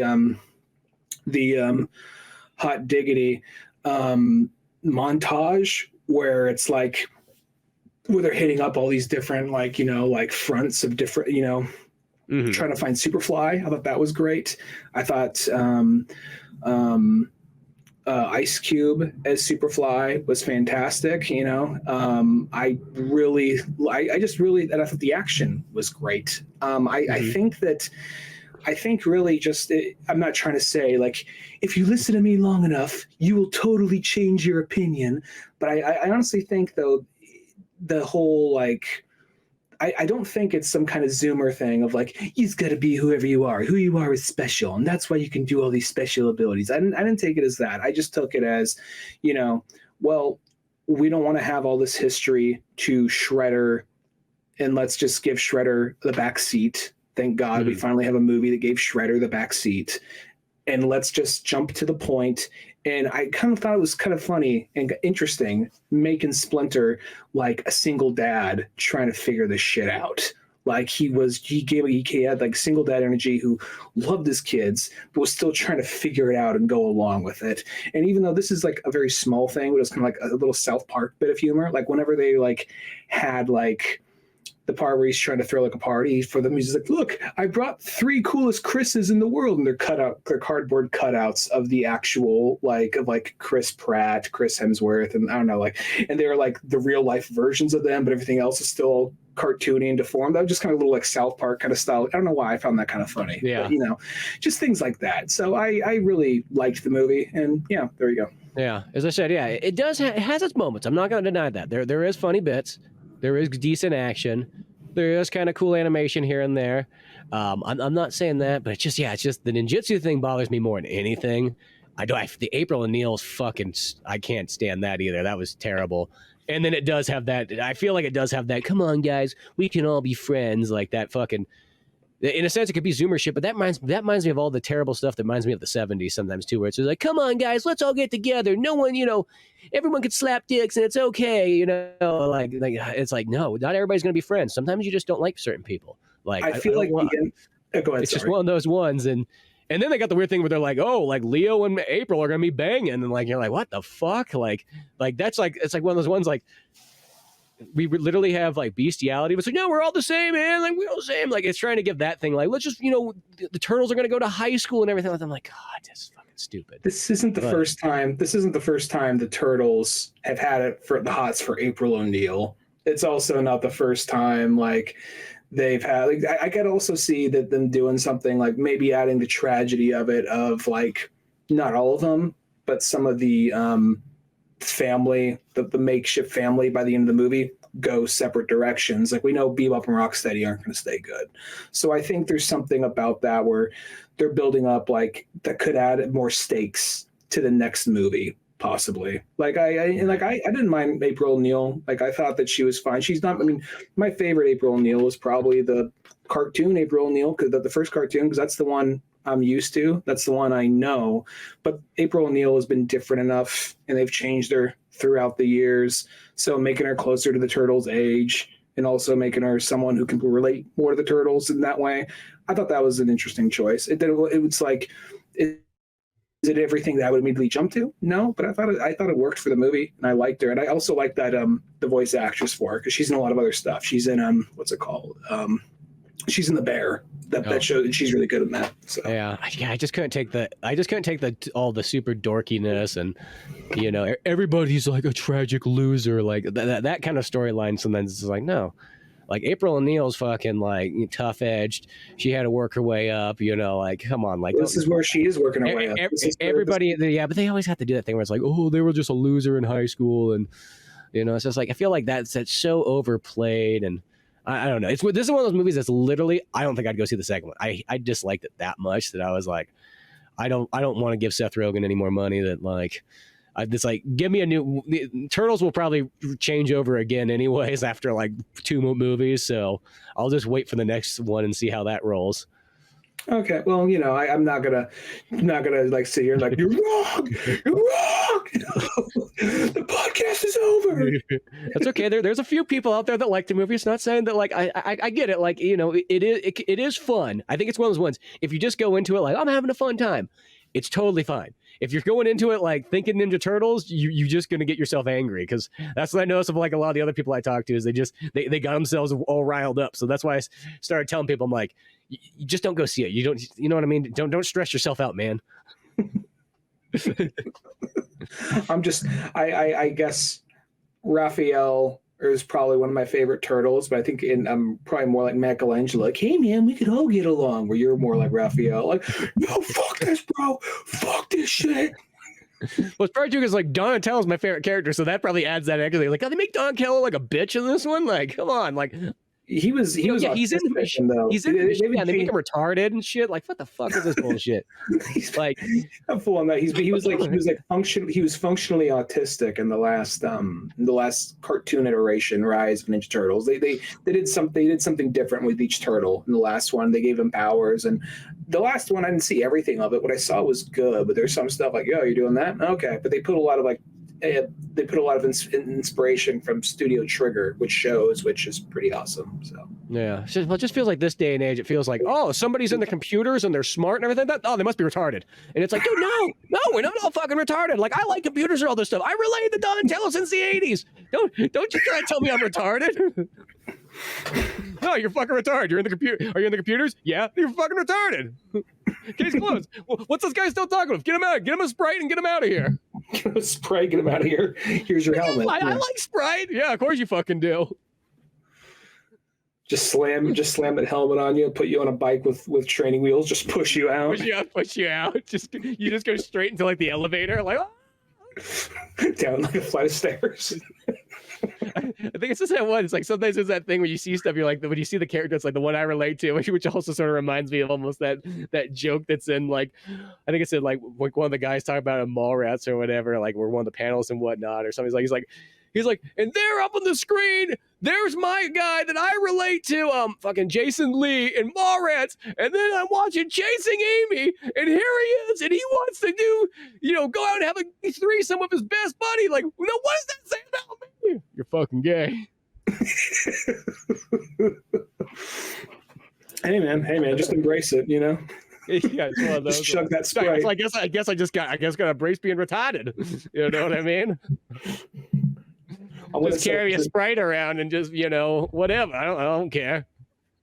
The hyper fixation on the ninjutsu at the lack of ninjutsu aspect is a very autistic thing. It bothered me so much. That's all I thought about watching it there. It was one of those things. But yeah, Turtles. Yeah, we're not going to agree on that one. But yeah, no, I get you. But yeah, next one. Were we on 5? Yeah. So 5, I chose Silent Night. So I picked the movie where nobody talks. I wanted to see that. That's another one I missed. But yeah, this was John Woo's new movie. You told me. Yeah. Well, it kind of just like when you watch the trailer, it said it in there, and that was what I was kind of excited about. But I didn't know it was going to be literally a silent picture. Like I know it says Silent Night and whatever in the title. I just thought that was just that thing. But like, so it is kind of like a bread and butter revenge flick. It's literally one of those ones where like he's out there hanging out with his family on Christmas Eve, and some like 90s gangbanger Mexican guys come by. It's like, it felt like John Woo was like, when was the last time you saw like, a villain? Well, the 90s. I came to America and this is what they had. It was straight Grand Theft Auto San Andreas time period. So that's all that stuck with my mind. They were driving by, listening to some form of hip hop / Mexican music. And yeah, that was what I took in from This Must Be America. Writes it down. Well, okay, let's go shoot Hard Target with Jean-Claude Van Damme. But so it has like these very old school like villains in it. Yeah, I feel like they're straight out of like San Andreas. And there's a drive-by shooting. This is just two dudes just driving by, shooting each other back and forth, and then they accidentally shoot the dude's kid, and then they shoot him in the throat, or he goes for revenge to get him, just starts chasing after him, but in the process he gets shot in the throat, and that's how he loses his voice, and he's in the hospital for 6 months to a year. And then he just goes on this hardcore like year training of being like, no way, I'm going to fucking kill all these guys. And what I really like about it is a lot of these movies, yeah, they kind of do it, but then they kind of get to the point. This one focuses a lot more on the training part. It really, shows a lot of his training, like from gunplay to just doing like working out in like his garage and whatnot like that, and setting up and getting progressively farther and farther, like not just like a 5-minute Rocky montage or something like that. Like, no, that's like half an hour of the movie is like the training or something like that. He goes out and drives, he kind of gets a car and he soups it up kind of John Wick style, but he goes out and does all this practicing with it. It shows a lot of the scenes like that and so on. He gets better and better and better and playing. He's crossing off the days on the calendar coming up. Be like, I'm going to do it on fucking Christmas. Merry fucking Christmas to you too. One of those kind of ones. But there's no talking, which I think is just interesting. And it's weird because like he gets shot in the throat, so he can't talk. But everybody else is kind of like, you know what? Let's be nice to John's feelings. We won't talk either. We don't want to make him feel like, he's discouraged or anything. So nobody else talks either. They kind of, the only, I guess, somewhat form of talking, there's like some radio chatter, like off a police radio, and maybe some background TV stuff, but that's like it. No characters talk. Never do throughout the entire thing. So it gives it a very cool artistic kind of way, which I was kind of like, oh, this is neat, and then you bring it up with all the John Woo action scenes as it kind of starts going down, and that's badass. And what I kind of like is he's the guy, even though he's done all this training and he's gotten better and better and better and better and better, he still has never done it really yet. You know what I mean? It's all theory, training and theory. So like when it does go down, it's like shit doesn't he's kind of going off like, okay, here's like what you're supposed to do. And then when stuff kind of goes wrong, it's like, oh shit, now I'm in kind of a crapped up situation right here. And now I got to kind of figure this out. And now I got to kind of, experiment and figure things out and kind of go about that style, which I think kind of made for some different and unique styles with, once again, bread and butter, core storyline, but all the little things in between changed up a bit. Yeah. I didn't see the movie, but you are selling me on it. That said, I do think, I'm not sure if it started with A Quiet Place or maybe even that movie, The Artist, but I feel like there's been like that big second wave of movies, of like mainstream movies where like, let's have minimal talking. Let's try and make it as quiet picture. Because even my first movie on my list, No One Will Save You, like other than like one line in the movie, there's maybe some background chatter or a song playing. There's a part where the girl is practicing dancing and she's kind of like muttering the lyrics to her, but no actual real dialogue. You know what I mean? Like, so it's kind of here in this movie does that. Like, I think sometimes it come across kind of pretentious, but if it can do it good, then sometimes I'm kind of like someone who's thinks of himself, I don't have to sound pretentious, but someone who thinks of himself as a writer to one extent or another, to think about like, man, this would be a lot easier if I had to put in all this fucking dialogue. You see these kind of movies, and then you'd be like, oh, whoa, it's possible. That's the thing. It's totally a director movie, not a writer movie. If that makes sense. It's like the one with the writer guy's like, dude, what the fuck? I wrote a treatment of 3 pages. This is like a George Lucas movie, realistically, at the end of the day, if he didn't have somebody else write the script afterwards. Be like, turn in 3 pages and let's shoot. Yeah. George Lucas just throws like 3 or 4 pages over to somebody. Figure that shit out. Walks out. Yeah. Chucks a wad of cash behind him. Yeah. This is a grocery list, George. You're talented, right? I'm paying you good money. He says, and then you drew a picture of Buck Rogers down here. If firing a pancake gun. I don't know what this is supposed to mean. I like Buck. Make it like pancakes. Make it like this. Faster and better. No, so is it actually a Christmas movie? Yeah, it is sort of a Christmas movie. I think it's Like Die Hard is?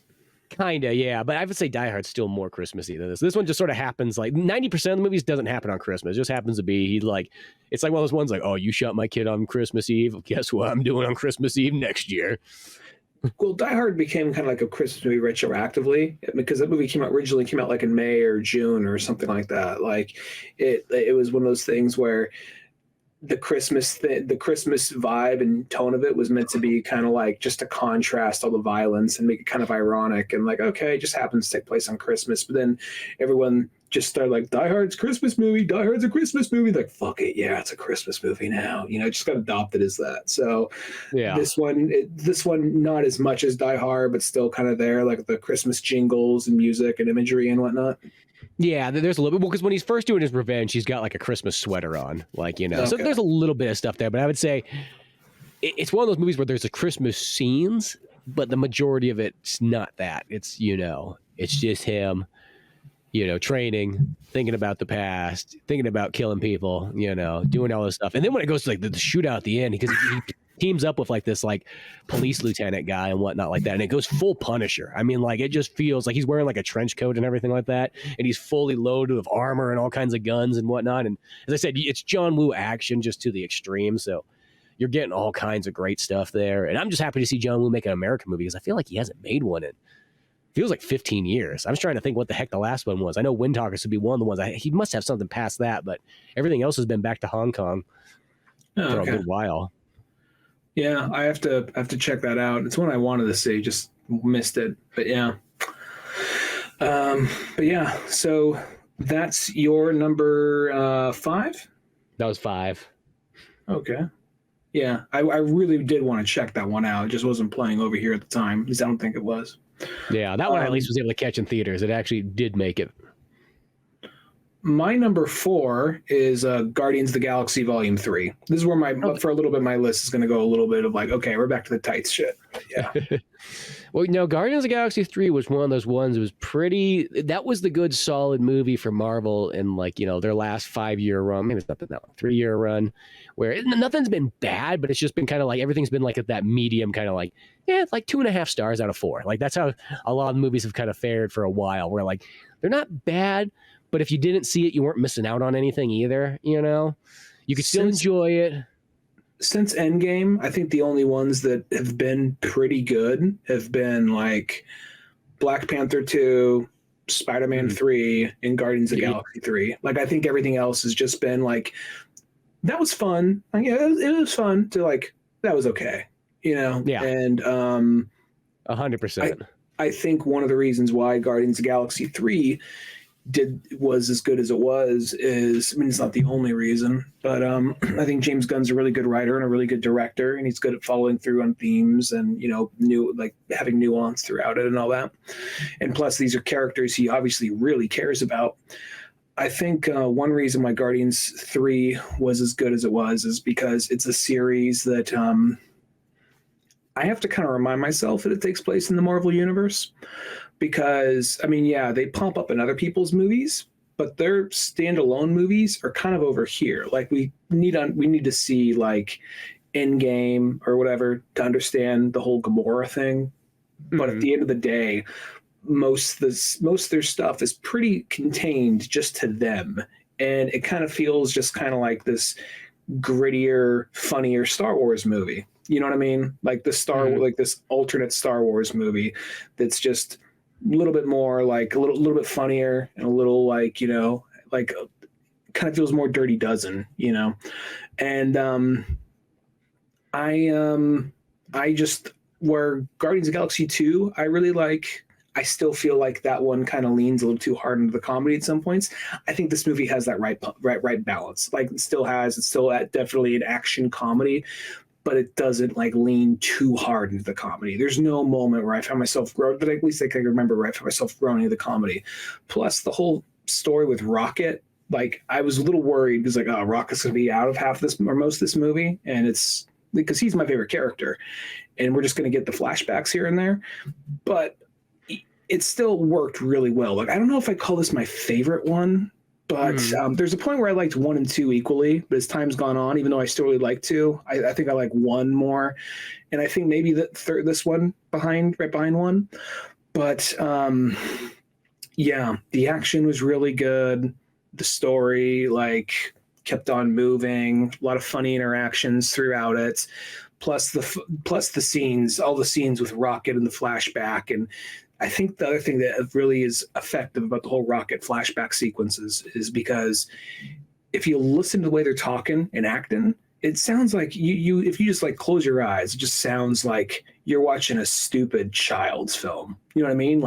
We're all a bunch of cute, cuddly animals. But the thing is, it ends well. And if you look at how they look like they're in pain. The walrus has these weird things on his eyes that keep him open, that needs to close for him.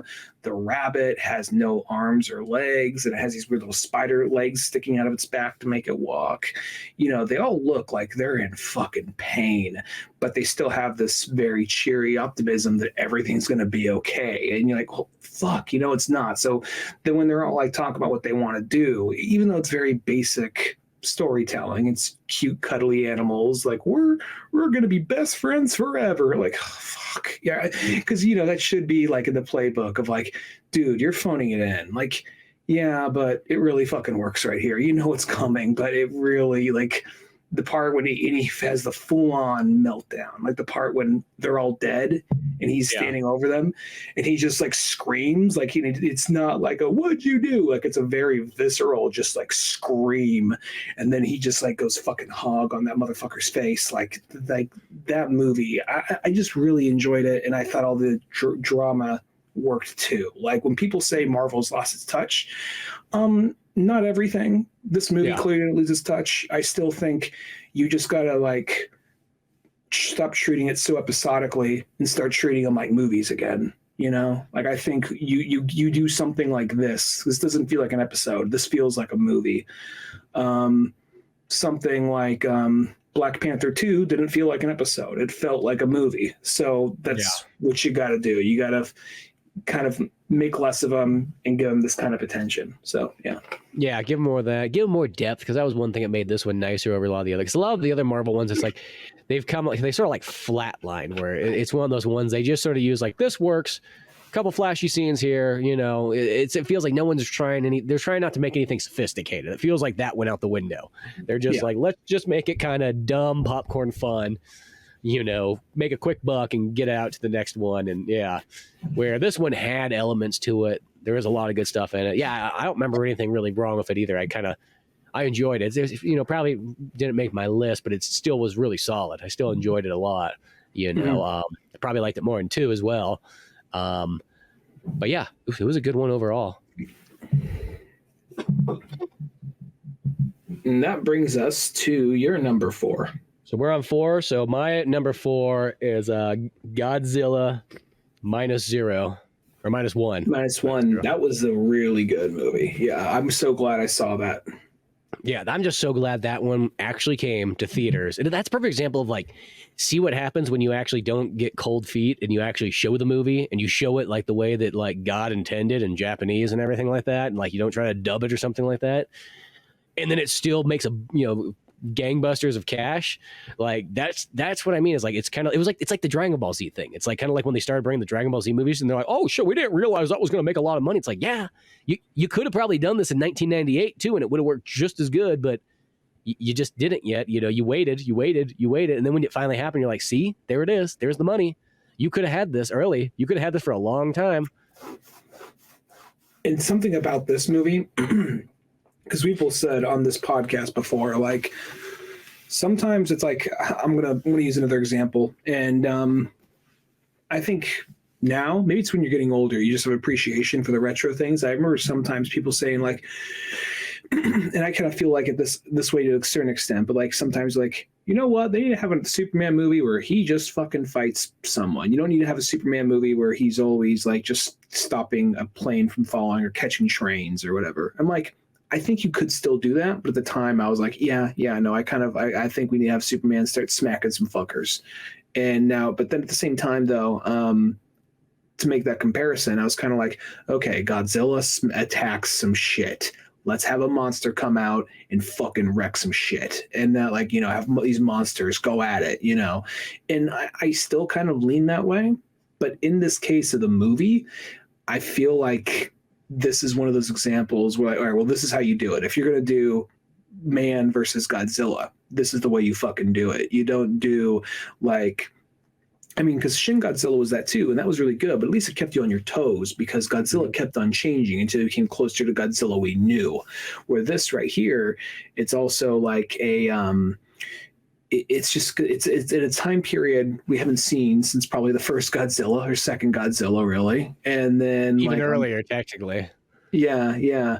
Because the first Godzilla is 54, so this takes place in like 40. Oh, that's 54? 48 or 49. Yeah, because it's pretty much post World War II, which I feel like it's one of those ones like America. Yes, you dropped nuclear bombs, but remember, you also firebombed Tokyo and killed 400,000 plus people. Yeah. Don't you forget that now. Like, that's what they really remind me of. And they're not even shit talking America that much throughout the movie, which surprised me. You know what I mean? No, it felt like they did it without having to say it, but it's just one of those ones like, you know what you did. You look and you're like, yeah, place is made out of paper and wood, fucking idiots. Drop some firebombs on them. That'll show them. The idea of like, well, somebody had to drop a flaming bomb on my house the other day. They just turn and look at the camera. They just go back. Like, I'll say that, like, it's interesting because you get invested into the war drama and the atrocities of the everyday person living after a war, surviving through a war, and then there's even the level of like something else. I'm so glad this movie did, and it was also kind of like a jump scare, but in a good way, which is like the beginning of Godzilla comes in like the first like 5 or 10 minutes of this movie, and it's not like what's that? It's just like they're stomping. Okay, we're gonna see like some fire breath. We're gonna see a tail, and then like what destroyed everything? And there's just a flashlight. Boom, bitch.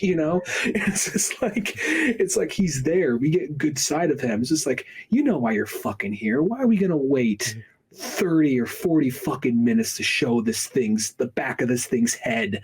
No, fuck that. Why you're here. It's on the fucking poster. Exactly. Well, I felt like I said that thing too in Japan. Was just like, no fucking way are we gonna let America just start running the Godzilla train, of like the last 3 or 4 movies, and of course America's like, they pop this trailer out real quick, like, wait a second, we got one coming too, Godzilla versus King Kong 2 coming right at you. Don't forget about America now. Which I'll still see that, sure. Oh yeah, don't be wrong. Like, and those ones of like they progress. Like the first Godzilla that they did, like not the '98 American one, but of the new ones. Like that's like one of those ones where it's like there's like 15 minutes in the movie that's amazing, and then the rest of it you're just kind of waiting to get to that 15 minutes, pretty much. That's kind of how it is. Like the 15 minutes is top tier, 4 out of 4, but you have to wait for it with a bunch of kind of stupid. It pulls the classic. Here's a bunch of dumb characters you don't care about. Even Bryan Cranston's like, I don't even know. Do you need to care about me? I'm here, but I'm just paid to be here. Like, maybe if I was writing Godzilla's back, it would change everything, but I'm not. Well, it's like maybe if you like got a shrink ray or something, and you turn me big, and I got to fight Godzilla like barefisted or whatever. Oh. Yeah, sure. It just goes like full like 60s, 70s Godzilla movies where like they have like the Saturday morning cartoon feel. It's like, I'll be like Ultraman fighting Godzilla. But it's just Bryan Cranston, just a regular tire, just runs at Godzilla, clothesline him, tries to do a suplex. That would make it, yeah. But those movies did, as I was saying, they picked up steam as they went on because Godzilla King of Monsters was pretty darn solid. Of course, the King Kong ones have all been good. And then the Godzilla versus King Kong was great too. So I think that was like Japan's like, no fucking way. We're going to top this bitch. We're going to show them classic Godzilla the way it needs to be. Even though it's kind of a remake of the original, but it's also like in a weird way, sort of a prequel in some odd way because it takes place earlier than 54, but it takes place, whatever. That's why it's fine. That's why we got the Evangelion style title here on this Godzilla. Just to confuse you. Well, I feel like they have multiple Godzilla timelines, and I think this is just a new timeline. But I think so too. But I also think though, because going back to what you said, the first Godzilla, because this is, it is similar to like the 2014, 2015 American Godzilla in the way of like Godzilla has a handful of scenes, and then we're focusing on this family. But the everyday people are so much more interesting and so much more like I care more about them. Like I really want because the main character of the movie is a kamikaze pilot who did not kill himself, couldn't bring it, and he was just like, "We're already gonna fucking lose. Why do I have to fucking die for a government that's gonna fucking lose anyway? I don't believe in this shit. Why am I doing this? You know?" And then that one lady, like that old lady, I think that old lady's like, if you would have just flown your plane into the American Death Star, this would have been over right now. You'd have a statue here. Granted, it'd be made of wood, probably would have caught on fire. During the fire bombings, but at the same time, that's how she acts. She acts like that guy's job was like fucking Luke's mission to blow up the Death Star, and all he had to do was crash that plane once. All America would have went away. Like all he had to do was actually be the proton torpedo, not shoot it. He had to be it. That's all he had to do. He had to be it, and he had to fly in there, and that would have been it. And Eisenhower would have flown away in his plane, coming back to revenge. Just rolling out of there. Like Darth Vader's ship.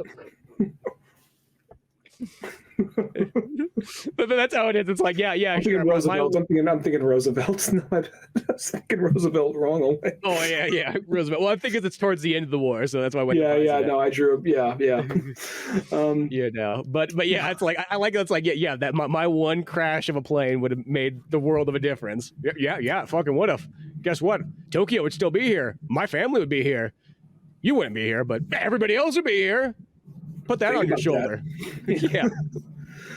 But there's also like the whole thing with the family because like you actually kind of even that lady I was like fuck that bitch and then she comes on, she kind of grows on you like, oh, she just lost her whole family, she's gone a little fucking crazy, she kind of slowly comes back and you start to care about the family, you start to care about the people he's working with. There's even some humor in the movie, like you think like how are they going to find humor in like post World War II Japan, in a firebomb city in Godzilla is like, you're just setting that's a nice building you're trying to set up, but then you're like, how are you going to find humor? And there's still some moments they manage to pull that off. Like there's a scene, there's no way around it. It is blatantly a homage to Jaws. There's no way around it. And that's probably one of the best scenes of the movie. And there's even a part where like they do the whole movie thing, like, we got to do it because no one else is here. And there's a little rinky-dink little boat, and then all of a sudden Godzilla jumps up and like noms on this giant, on like this big ass, like Japanese naval boat, just goes under. They just look at each other like, fuck this, and they go back the other way. Well, that's the thing. It's like, it's just like, it simplifies Godzilla back to like its core roots, but just does it so well. Like you're invested the whole way through there. I think that's the thing. They're all good characters. It's still got a copious amount of action in it and so on like that. Plus it's got real world story mixed in with Godzilla destroying stuff. And then I even just like the way that Godzilla moves in it, because like he's all fast and agile when he's in the water, but the second he gets on land, they put him into like classic, almost like guy in a suit walking Godzilla, where he's slow when he's tromping, but he's still just like unstoppable, kind of that thing. He's coming in like an AT-AT, like, you know what I mean? Like, yeah, he might not be going that fast, but you're not going to stop him, and he's going to destroy everything along the way. Well, I thought it was interesting because, I think a lot of times they make him like, even when he's big and chunky, they still make him like moving like how you expect something to move. But there's something unsettling about like when he's like, it's obviously like a throwback to like the dude in the suit, but at the same time, when he's just walking and he has slow steps at a time and he's just kind of going, it's kind of like it's not this thing that can be reasoned with. It's a stupid fucking animal, but it's a stupid fucking animal that can wipe us all out. So just this thing of like, boom, boom, boom, motherfucker. And, I pissed it off, so it's kind of like, and that in itself, like the thing that doesn't show emotion, but this thing that's all just like fire and death at the same time. Like, the lack of mobility, I think worked to his effect, because it's just like, I'm taking my time. Why the fuck am I rushing? I'm Godzilla, bitch. Yeah. Well, it's just that thing too where I feel like it's also he's really an aquatic animal, and when he's on land, he just has to slow down. Like he's just not used to that. He's like, oh, I got my land legs on. It's a little wobbly here. Don't mind me stammering through here. And then then they play the Godzilla theme, which is one of the best themes of all time. Like that one never gets old. Like it's always one of those ones you get so pumped when you hear it. You get like the hair stand up and everything. You're like, fuck yeah. Plus, no matter which Godzilla it is, it's like, yeah, come on, that's so cool.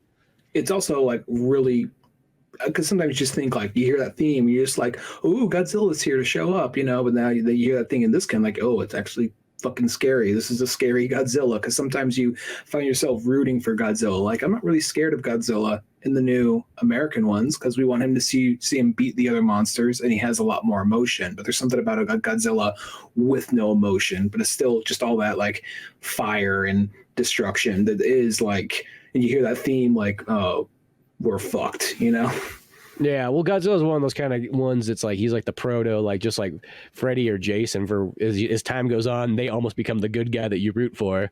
You know what I mean? Funny they made a movie where it's like you had like Jason, and it's like he's here to protect us all. Is that going to happen eventually? Is that one of them? I don't know. I kind of wonder, but I feel like that could happen. It might as well happen because let's be honest, nobody's going to cheer for anybody but Jason in the movie. Like Jason, that poor kid, he was bullied and thrown in the water, and now he's back for revenge. And apparently, in the water, he was able to like pump iron for 20 years and get jacked. He was down there with Aquaman working out. It was that radioactive mine or whatever it was he was strapped to. He just bench pressing that whole time. Yeah, exactly. It was like his mom is a spotter. He really loves his mother. Yeah, to a questionable level.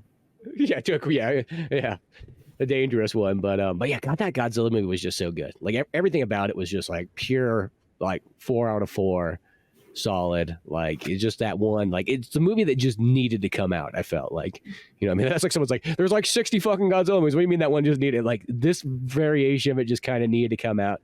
Needed to hit hard. Don't be streaming only. I'm so glad it went full theaters. Wide release. Yeah, all that stuff. It's just so nice. Yeah, fantastic flick. And I guess that comes to my number 3. My number 3 is Spider-Man Across the Spider-Verse. Oh, the good old Spider-Verse. That was not, I kind of forgot about that movie, oddly enough. Like, I almost felt like that was last year, but I just like, no, it was May or something like that. But that one was still pretty solid. Like, I felt like I didn't like it as fully as the first one. Maybe because it was just a little bit, had that just a little bit of the extended feel that a lot of movies this year had, where many movies this year all felt like they had an extra 20 to 30 minutes in it that you probably didn't necessarily need. Not that it was bad, but it just kind of like, bloated the film a little bit. It's like that one, like I couldn't tell you, just like you said, Killers of the Flower Moon, I couldn't tell you what you could exactly cut out, but since it's a Spider-Man one, I felt like, and since it's a part 2 or a part 1 to part 2 one, it probably could have been 2 hours instead of like 2 hours and 40 minutes or whatever it was. It was 2 hours and 20, but yeah. Was it that? Like I thought it was longer than that for some reason. No, it was 2 and 20. Oh, okay. Well, it did feel long, but it was still good. Don't get me wrong. I've had a chance to watch that movie because it's on Netflix now, and I've had a chance to watch it a few times since the theaters. I think I've seen it fully 3 times because I remember walking out of it thinking like I liked it, not as much as the first one, but I got to try and roll this over in my head. And then the more I've watched it, the more I've liked it. Mm-hmm. I don't think I can fully say I like it as much as the first one because the first one's like a perfect movie with like no fat on it. Yeah, this is still like a more ambitious movie than the first one, and still a very good movie. And like all the action hits hard, all the drama hits hard. The animation is fantastic. The music's fantastic. Like I can't really find anything to really complain about the movie other than I understand why. It's The Empire Strikes Back. That's why. But it does have like that. It does have that ending that see you in a year, kids. And I understand that. I kind of knew that going into it. So getting that, and I feel like when I first saw the movie, I did feel a little like kind of like, how do I put this? Like exhausted, not because it was bad or like, oh man, that was a slog, but just because it was like sensory overload and it moved so fast and it was like a 2 hour. Like Spider-Punk, it's just like, whoa. You can like tone that down a bit because is there some like volume knobs on there that like makes them look a little bit more like normal? Yeah, like no, I think Hobie's an awesome character, but I was like, okay, all right, just pick a shade. Stop switching between black and white and then complete color, and then like I know you're doing the Sex Pistols things, I get it, but after watching it like again, like I found myself liking it a lot more. I mean, I already really liked it, but I found myself liking it a lot more, and I guess if the third one sucks, the third one sucks, but I can at least say the second one is still a really fun movie. So, and if it the third one is as good or is better, then I'd just say okay, that maybe I'll like the second one more. Because the thing about the second movie in a series is second movie that ends on a cliffhanger. The problem with that is like, well, if the third one sucks, what's the point of this? But I can say there's enough about this that's already really fun and really engaging. The characterization of Miles, the back and forth with Miguel O'Hara, the the aspect of like, because in the first one, Gwen Stacy seemed like the cool chick with all the answers. In this, we get to see her flawed. We get to see her more of her story. The levels of like the undertones of this film that have things that aren't spelled out for you, but are right there. Very like, there's even kind of like, I feel like a lesser movie would talk about like a lesser movie with more of ham-fisted writing would talk about like, who's this white bitch coming in and trying to, but in this, there's a little bit more of like, she's not saying the first name. I bet she doesn't even, she's calling us by our first names. I also bet she doesn't even speak Spanish. Like small little things like that kind of like stack up, you know what I mean? And just like, oh, that's totally real. I totally see, so it's kind of like, this movie, like all the characters I found to be likable, everything about it was fun. Like, yeah, I really dug this film, and I hope the third one doesn't drop the ball. I don't think it will. I think it's going to be, I think they're going to knock out of the park with that one. And I look forward to Prowler Miles, the next one. Yeah, well, it's like that one that Sony's got. Like this, the one's like it's ironic because Sony's the one that always gets the shit for all their movies, and that's like then they make one of the most sophisticated like superhero movies in like the last while.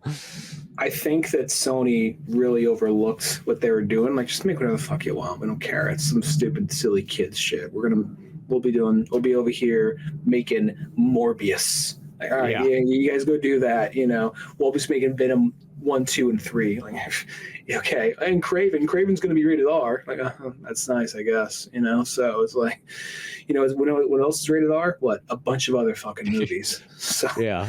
Oh, it's Craven. It's rated R. Like, I don't fucking care. It's a Craven movie. Shit. Yeah. If Spider-Man's not there to fight Craven, I feel like here's the thing. You want a good Craven story? Apparently, go play Spider-Man 2, the game. Craven's one of the major villains in that one. And guess what? Both Spider-Mans are in it. Problem solved.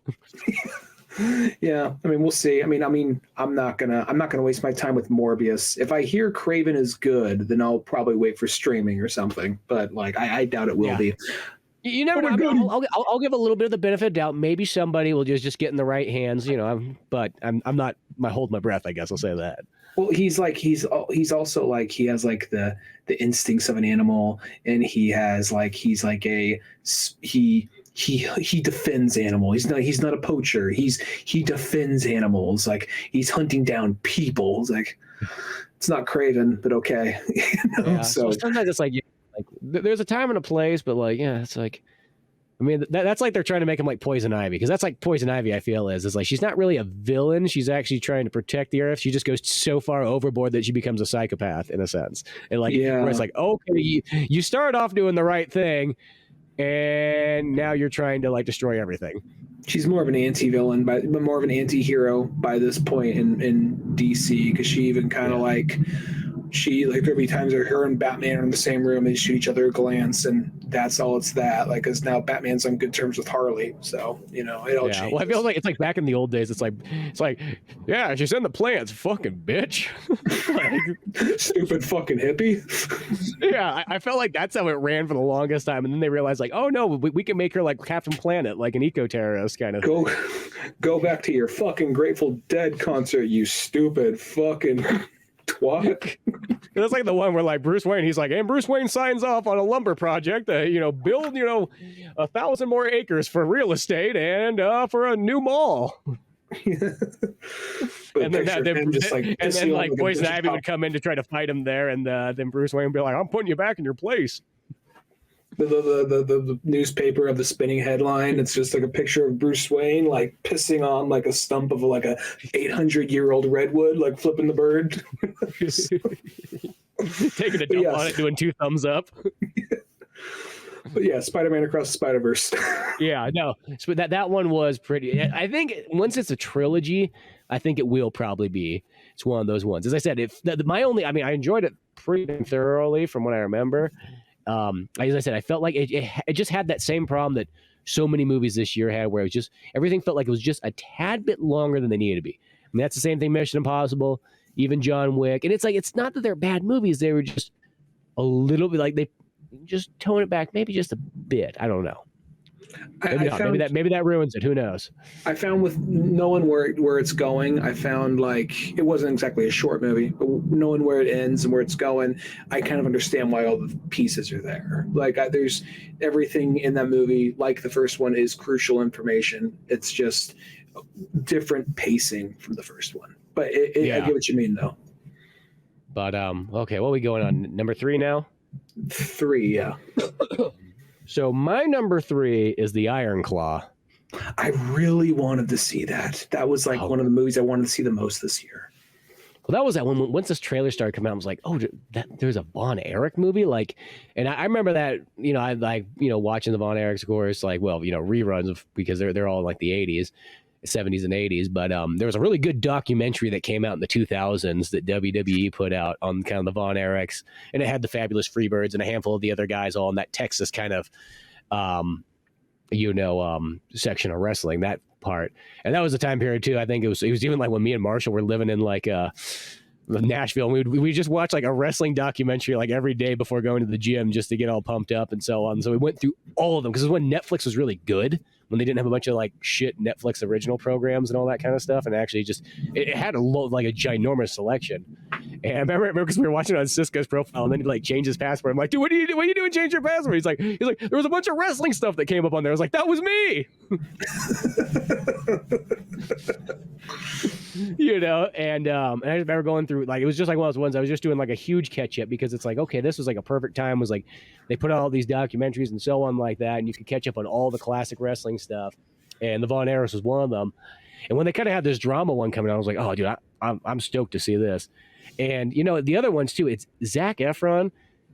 I think he's going to be our next like Leonardo DiCaprio as time goes on. I really do think he's that guy that everyone's like, oh, fuck this pretty boy. Like, they're giving him all that shit, and ironically, he's literally like the same age as us. I for some reason, I used to always think he was younger, but he was born in like 87. And I was like, he was in those High School Musical movies. So that's why, that's why we got off on that, like, fuck this guy. And then Leo was like a heartthrob. So like all the girls like Leo, like, Titanic. Fuck this guy, Titanic is suck a dick. And then like you see him in enough movies, like he's actually good in this. He's good in that too. I feel Kurt Russell probably got that back in the day, back in the 60s. He'd be like, Kurt Russell, he's in all the Disney movies, like the Computer Wars sneakers and all this stuff. Like, who cares? And then it's like Escape from New York comes out. It's like, oh, I changed my mind on that guy. You got like Brad Pitt, and you suddenly had like, oh, fuck this pretty boy asshole. And then all of a sudden he's like Fight Club Troy. Like, never mind, he's cool. Yeah. Funny thing about Brad Pitt, even though he did have that same thing too, but he had his earlier movies are almost like the other way around, because he has he has either like hard dramas, or he has a lot of like the old fashioned hillbilly Brad Pitt movies. Mm-hmm. California spelled with a K. And then there's another one he has with Juliette Lewis. I can't remember. It's a made-for-TV one, but it's almost like in that exact same vein, where you get old hillbilly Brad Pitt living in a trailer, drinking beer, and beating his wife. You get that Brad Pitt too. You don't see as often. Yeah, I think at Cool World 1 and so on. But I legitimately think Zac Efron, because I remember when he came out in Baywatch. That was like, sounds like a weird one, but it's like, okay, I'm seeing it for The Rock, And then you're like, well, Zac Efron. I remember like watching, I was like, well, his body looks pretty good, God, he's put some effort in there and so on. Like, I give him credit for that workout regime. I mean, don't put the shirt back on, keep it off. Like one of those ones. It's good for everybody. And I like how that's like, what turned you over that? Well, I saw his abs and I was like, those seem legitimate. Seem like he legitimately earned those. Those aren't like surgery or like drugs. That's maybe a little bit of drugs, but whatever. But and this one here, it's like, dude, he's like 80s jacked, like 70s, 80s jacked, and he's looking good. And he's one of those ones. He's looking like kind of Kevin Von Erich and everything like that, pretty solid.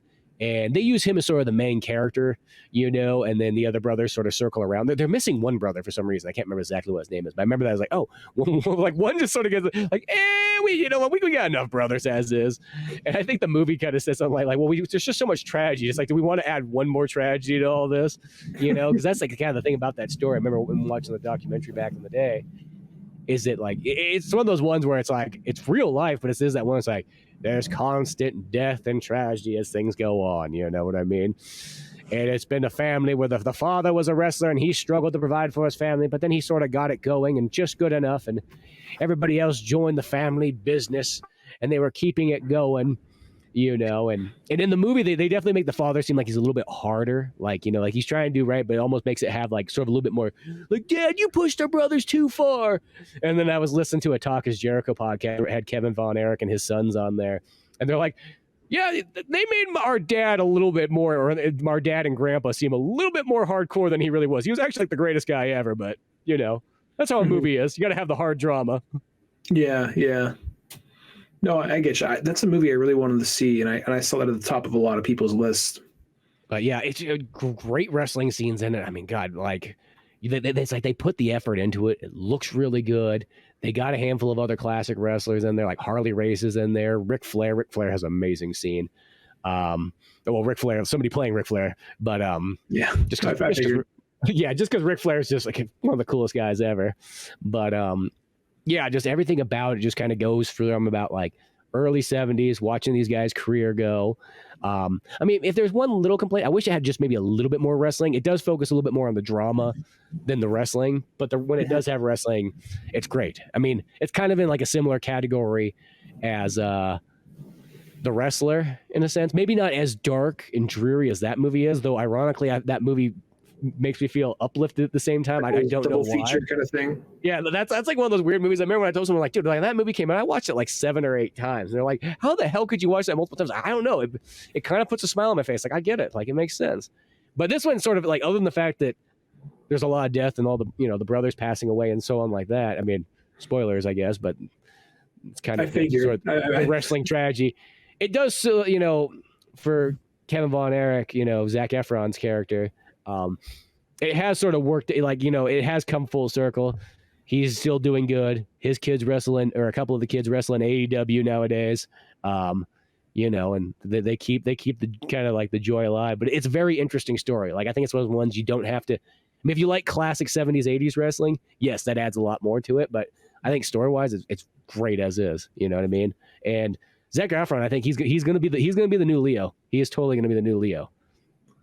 Like, I'm not really interested in wrestling, but I think always the autobiographical stories behind it's always pretty interesting. So that itself, and yeah, I don't know. You don't got to tell me who or how. I just heard people talk about, oh, this movie's really tragic. Oh, this movie's really sad. And I see there's like a dad pushing his sons, and there's like 18 brothers. I'm like, well, one of them's going to fucking die. So, but like, yeah.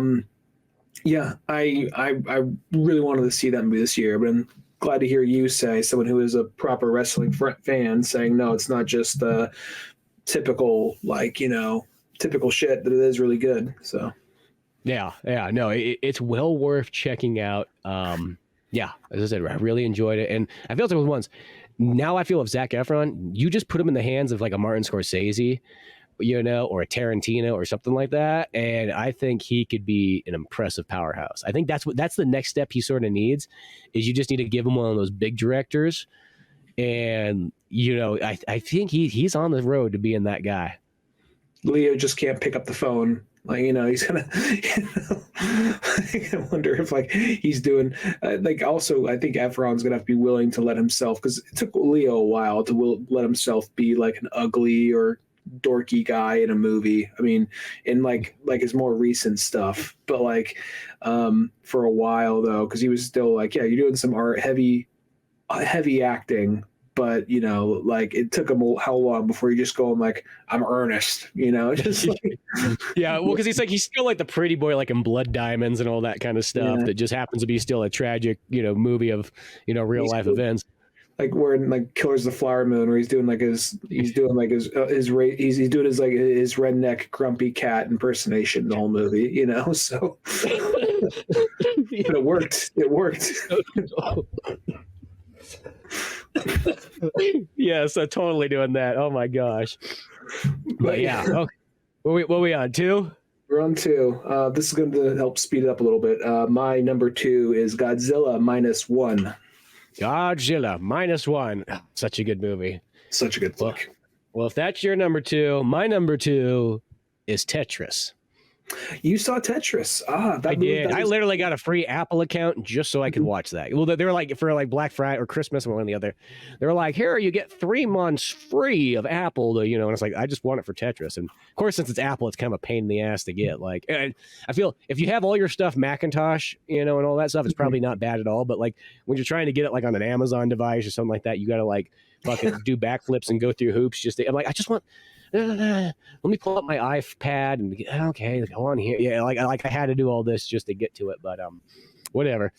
I just don't have enough Apple devices to make it easy. I finally got it going, and then you kind of look through the Apple things. There looks like there's some interesting things on here. Like that Godzilla show looks. I'm kind of interested. Haven't watched it yet, but I wouldn't mind giving that the old college try. Just because Godzilla. But that Tetris movie though, like. What you talked about it first too, and I was like, oh, I forgot about it because that was one of those movies like they announced it, and then once again, I think probably if you get like the Apple newsletters and all that stuff, this stuff is probably all like there. You know what I mean? But it's like one of those things about Apple is if you're not in the club, it's almost like you have no idea what they're doing. You know what I mean? They sort of do stuff like in like the secret Illuminati, like with a fucking giant Steve Jobs and Steve Wozniak statue looking down. Steve Wozniak's like, I'm not dead yet. I'm still here, guys, working. Let's be honest. Like he had it willed to have it be a statue of him. It could be of Jobs, a very small statue of like Wozniak, like arms out, willing to hug you. You know what I mean? That's probably where Wozniak. You ever notice that Wozniak's head is right at the crotch level of Steve Jobs?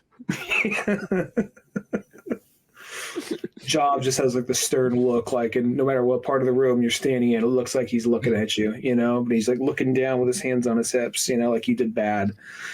But no, I just kind of saw like a YouTube ad for it. I'm like, oh, it's on Apple TV. Then eventually we got Apple TV. I was like, oh fuck, I'm gonna watch this. And yeah, I'll let you talk about the movie proper in a second. I was just gonna say this almost made my list because I'll be honest, this thing's kind of interchangeable. Sometimes I feel like I could have flipped this movie with that movie. This probably could have been like my 9 or my 10. I just thought, I already had BlackBerry on here. I already had like a tech based on a true story, Rise to Power thing, and I already had another based on a true story thing on here, Killers of the Flower Moon. So I just didn't want to bombard it with all that, So yeah, even though I had a lot of franchise stuff on here too, but fuck it, whatever, keep it on brand, I guess. But yeah, no, this movie could have very well been on my list because I really did enjoy this flick too. Yeah, because this one, I just thought it was really. I mean, I already I already know the story as is because I've just read through. A handful of video game, history books. Generally, if there's a video game history book out there, I'll grab it. So it's the same thing with like computer history and so on like that. Like I don't know how many Silicon Valley history books I've gone through. Like, channel from 50s to like the 2000s, and it's the same thing here at the Tetris story, and it is just an interesting one of getting these rights. And, having to get it from Russia and how tough it is in Soviet Russia at that time period and communism, and just adding these characters in there. And I love how it's got, what's his name from Kingsman, Elton John, Taron, I forgot his name. Terrence Malick. Taron Egerton, right? Terrence Malick. Taron Egerton. Egerton. Yeah, I think, yeah. And I always like that guy. Whenever he's in a movie, I'm always excited to see him there.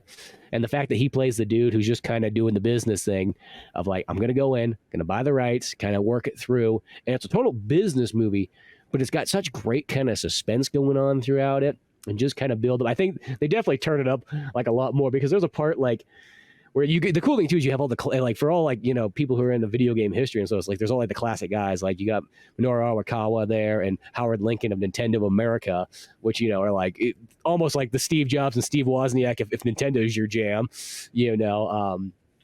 So you got those guys there, but then remember they're like at the end, there's literally like a hardcore chasing. I'm like, I don't remember that in any of the history books. Like, when was this car chase?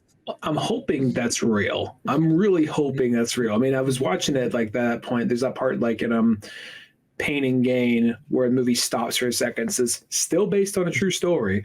I was like wondering that right there. Like this feels like this could be a little like I don't know if I'm believing this, but regardless, it was a fun part of the movie.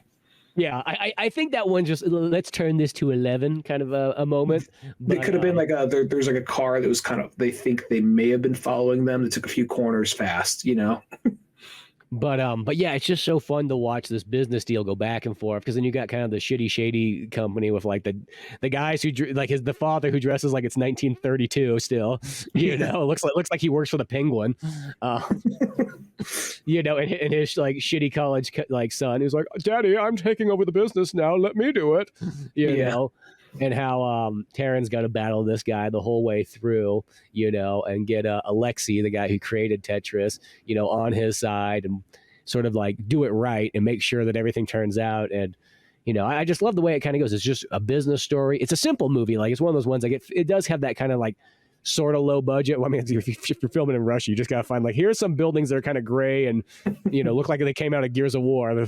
There we go. We can just shoot around here. Good. Yeah. Yeah. You know, but yeah, it's just such a good story.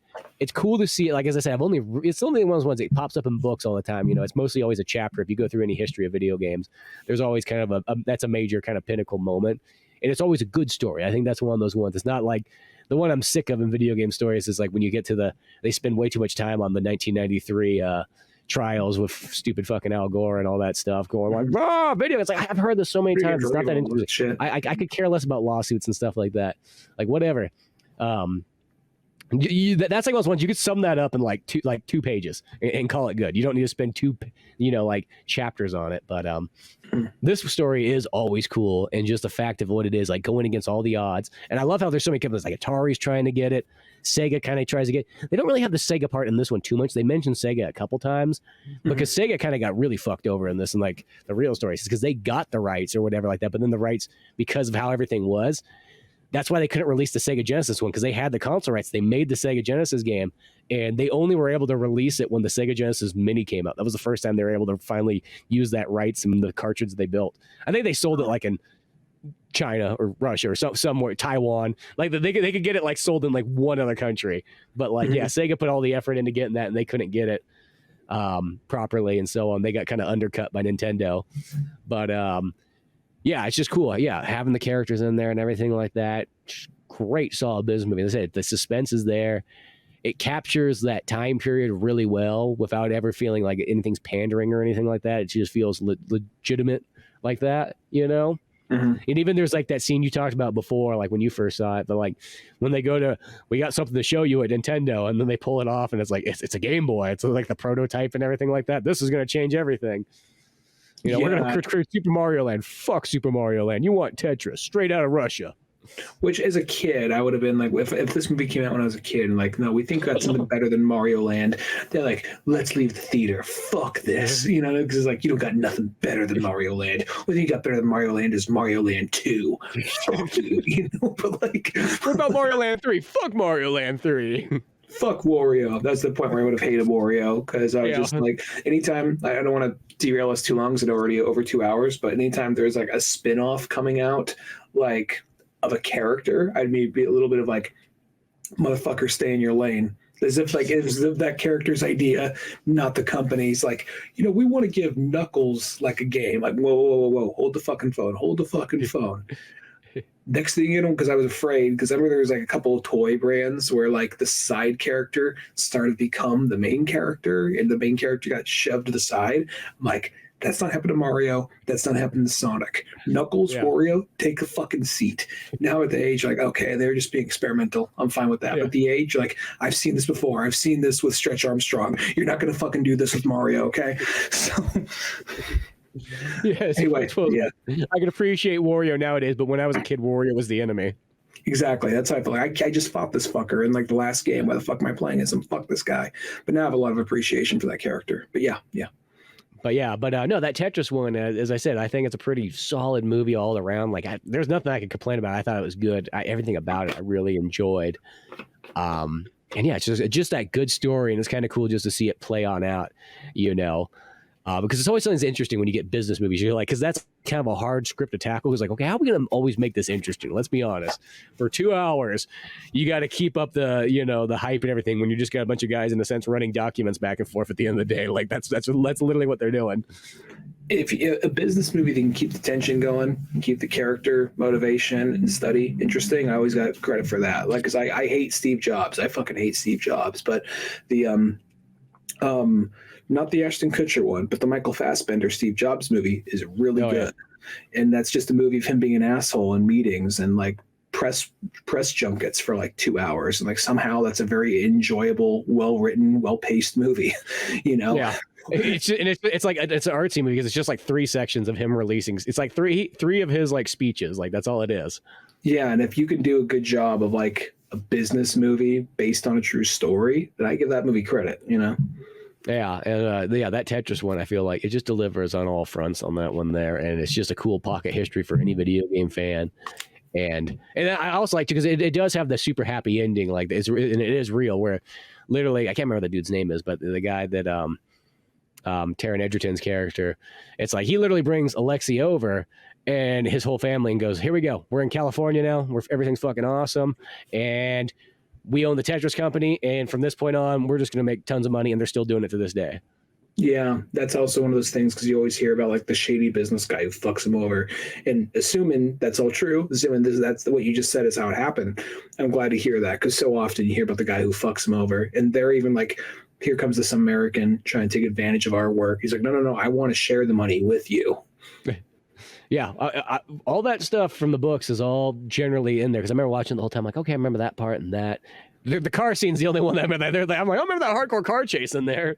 Like, I want to know where that was, but it still makes it for it fun and everything like that, just to, have those guys in there. But yeah, Tetris, worth watching. I wish it wasn't landlocked to Apple. I feel like whenever anything kind of gets landlocked to Apple, it's like, it's great for, for everybody who's all in on the Apple juice, it's great, but I feel for everybody else, it's like, okay, they really have to go out of their way to like get this stuff. It's not like it's just easy to like go around and, get that Apple content. No, I get you. I'll be honest. I think at first I was like, really? Apple TV? But I'll be honest, Apple has a lot of good shows on there. But at the same time, I get what you mean. It is kind of like, because you don't think Apple as being the big one. Well, you don't think of it as a Netflix. But no, but that movie was really good. So that very well could have been on my list somewhere. So. Okay, so I guess we're at your number one now. We're at my number one. My number one is a movie called Saltburn. I thought that was a TV show this whole time. No, it's a movie. I see it advertised, and I thought I literally could have sworn I thought that was a TV show. It didn't look like it was for me. I kind of saw a quick trailer they tried to play. I was like, that doesn't look like that's for me. But well, it might be. I don't know. I'm not sure. I'll say this: it's one of these movies where. How do I put it? A lot of times we'll make a joke, like we'll make like, especially earlier in the podcast lives, we make a joke like, is that where he just starts jerking off in the background? Yes, this movie does that. This movie challenges that joke. Like, dude, I give this movie so much credit. If he just started doing this shit right halfway through, the movie does that. It does that multiple times. It finds a way to still be very artsy and very like interesting. So it's basically the closest thing I can think of to like compare this to is something like it's not this, because well, first off, In Bruges is one of my favorite movies, but it's kind of like a Martin McDonagh movie to a certain extent, where a lot of dark comedy, a lot of like just tragedy. It's basically mixing tragedy and comedy in darkest subject matter possible, and then just trying to like have twists and turns and have it be kind of funny. It's a little bit more psychological thriller than say something like In Bruges or the Banshees of Inisherin. Mm-hmm. But it definitely is a comedy in some ways, and they talk so fast. So basically what the movie's about is there's this guy who Barry Kogan. And doesn't it have the chick from Die Another Day in it, the bad girl? She might be in it. Oh yeah, she's in it. Yeah, blonde girl. Yeah. she's in it. Yeah. Barry Kogan, the AKA, I mean, he wasn't. They try to hide. You don't see him that much. The newest Joker, along with he was the thief in the Green Knight. He was right back to Martin McDonough. He was the guy who killed himself, who was a little like shyster in Banshees of Inisherin. Oh, okay. Yeah. That guy. And he was also the guy who mind controlled people in Eternals. Okay. Yeah. So he is a guy going to, I think, Oxford or some very fancy poshy college in London, and doesn't really fit in. And there's all the kids that come from old money, they're like sirs and lords and all that. And he starts to become friends with one of them. And then he gets invited over, and it's kind of like, oh, look at the poor boy, but we'll treat him like he's a member of the family. And as things go on, things start to go a little weird, and you kind of like, if I talk too much about it, I feel like I'm like spoiling things, because there'd be moments where you're just kind of like, why is this character doing this? You're just watching the movie, and you're like, wait, why is he doing that, or why is she doing that? And you're just like, what the fuck, so you're kind of like, because you think you know something about a character, then something's revealed, and you're like, why is this happening? And then you kind of get to like, and you kind of parse together like, okay, well, this person's a little off, or that person's a little crazy, or whatever. And then you get to a certain point of the movie, and you realize this is what this movie's been the whole time. This is what this movie's fucking been. You think you're watching this kind of movie over here, then it's revealed, no. When you were a little suspicious of it might be this, it's totally that. Because the movie totally, like, you realize, oh, it's been this genre the whole time. Yeah. And it has a lot of like dark humor. Like, for instance, there's a part like when he walks into a room and he meets the family for the first time, and the lady from Die Another Day says, "Oh my God, you're gorgeous. You're so beautiful."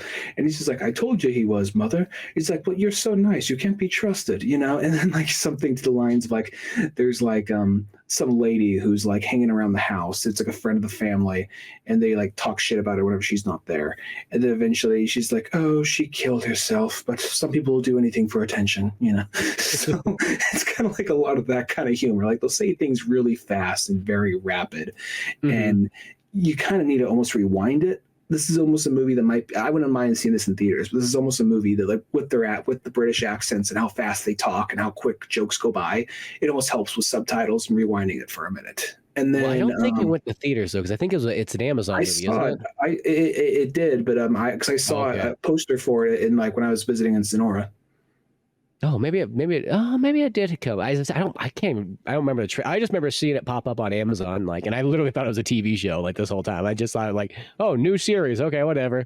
Yeah, and there's a part where I won't say who and when, but there's a part where someone literally starts fucking a pile of dirt. So I'm just gonna say that, and it's kind of like, it's kind of a tragic thing. It's meant to be kind of sad, but I'm like, God, they're going all out. They're going all out. They're going the full fucking distance. Holy shit, So it's one of those things where I'm not just saying because the cringe, not because when I say cringe, I mean and like that, like I'm not saying it just because of the shock value. I think this is a very well done movie. I was hooked the whole time. I was laughing a lot. And I was even kind of like caught off guard and kind of like shocked by a lot of the things that happened in the movie. So that's why that's my number one. Interesting. I'm definitely, that makes me more excited to see. As I said, I knew nothing about it. I never saw the trailer for some reason.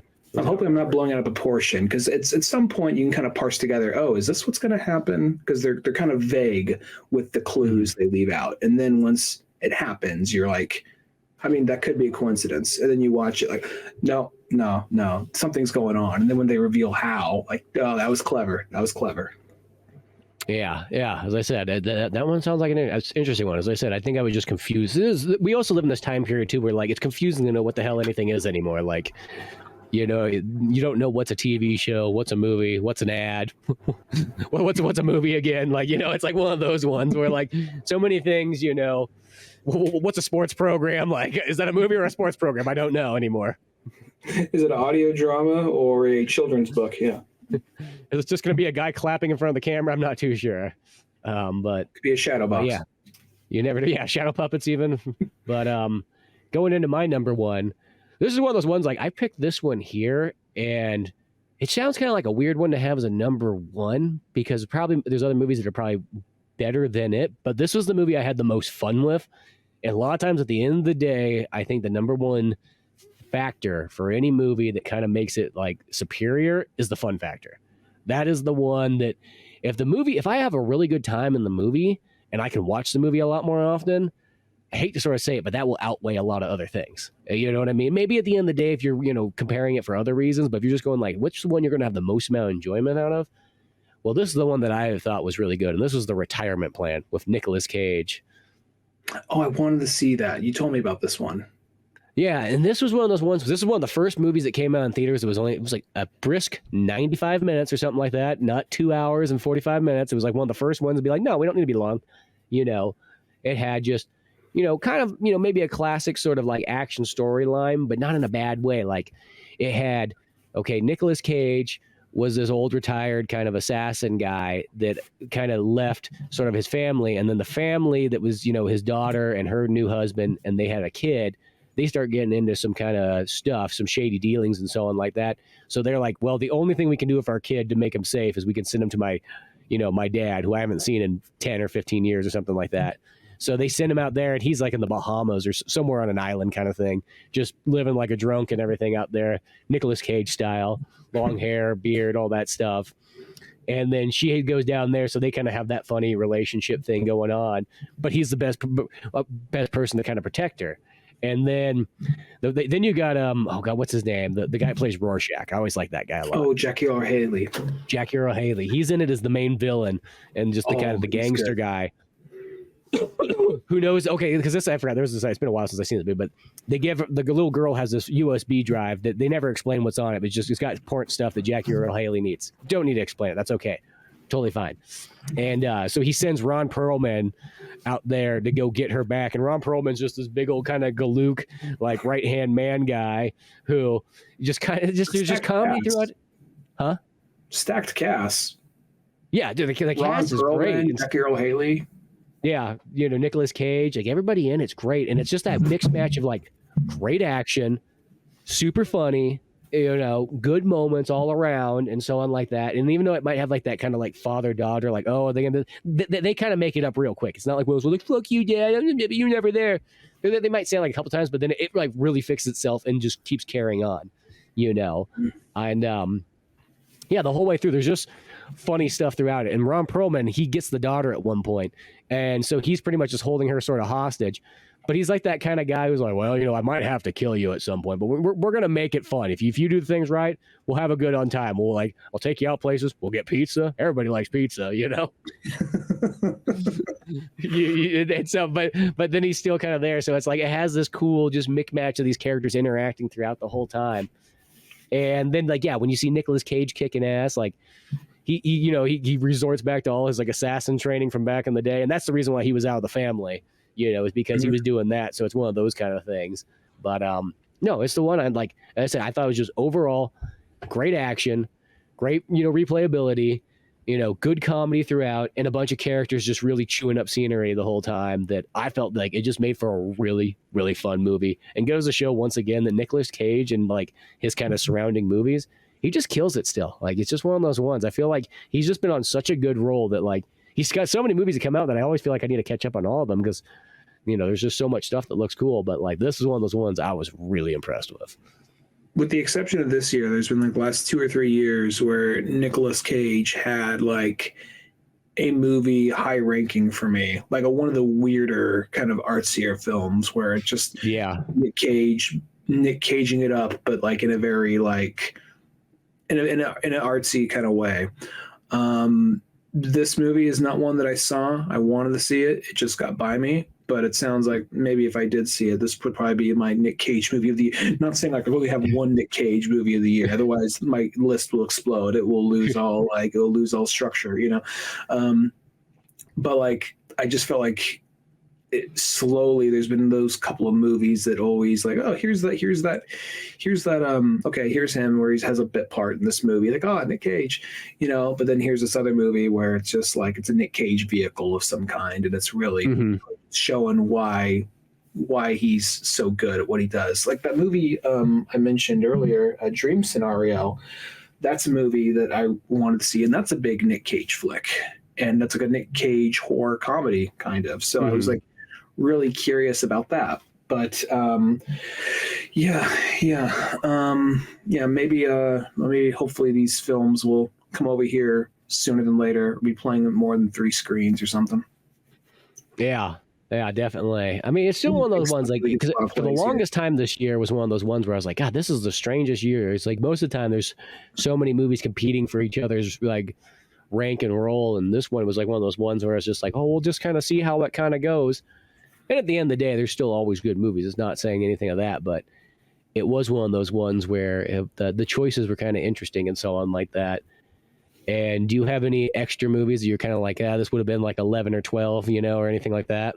Like, without no real set list, like Tetris, Barbie, Oppenheimer. God, there's some other ones that I saw that were good that I'm drawing a blank on.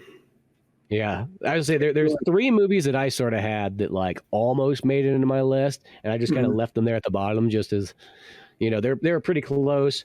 And one was Eli Roth's Thanksgiving. That was a really solid horror movie.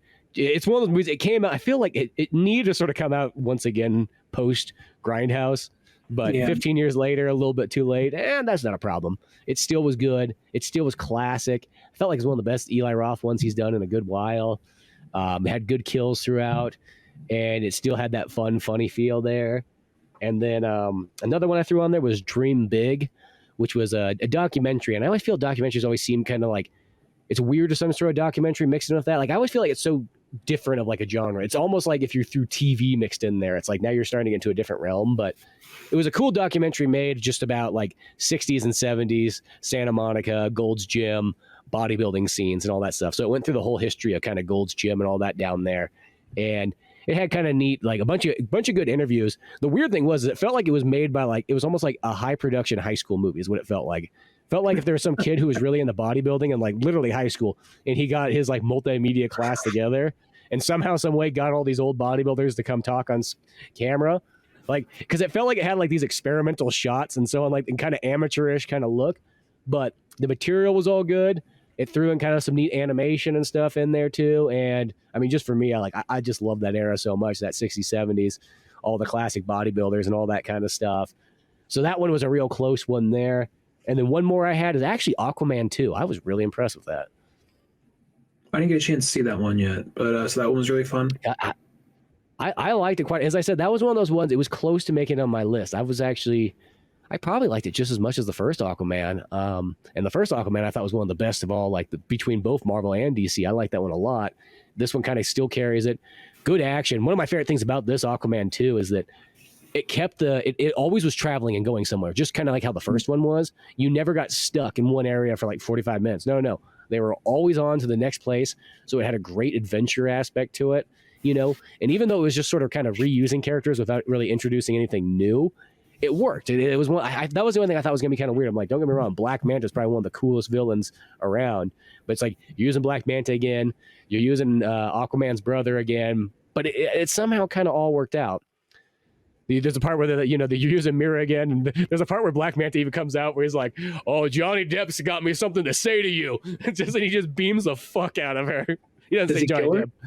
No, I thought he was going to. I really thought I thought they were like, oh shit, they're just gonna kill her off right here. I thought somebody was gonna ride her out of it somehow. Yeah. Because he just like super beams her like extremely hard, and then she's pretty much out of the movie till the very end. Oh, okay. But it's just all I pictured is Black Man being like, I got a friend named Johnny Depp who's got a problem that needs to be like relinquished. Just laser, just like a pair of like a pelvis and pair of legs just drop down.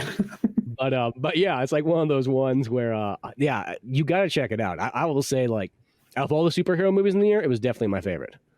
Okay. That might raise it up too hard where I just like put it up like to compete with your kind of list, but I liked it a lot. I thought it's one of those ones. It's kind of like that weird lost genre movie because it's like, here's Aquaman 2 and where it fits in life, well, nobody knows, but here it is. You know, is it going to continue in that next wave? Is it going to be the old wave?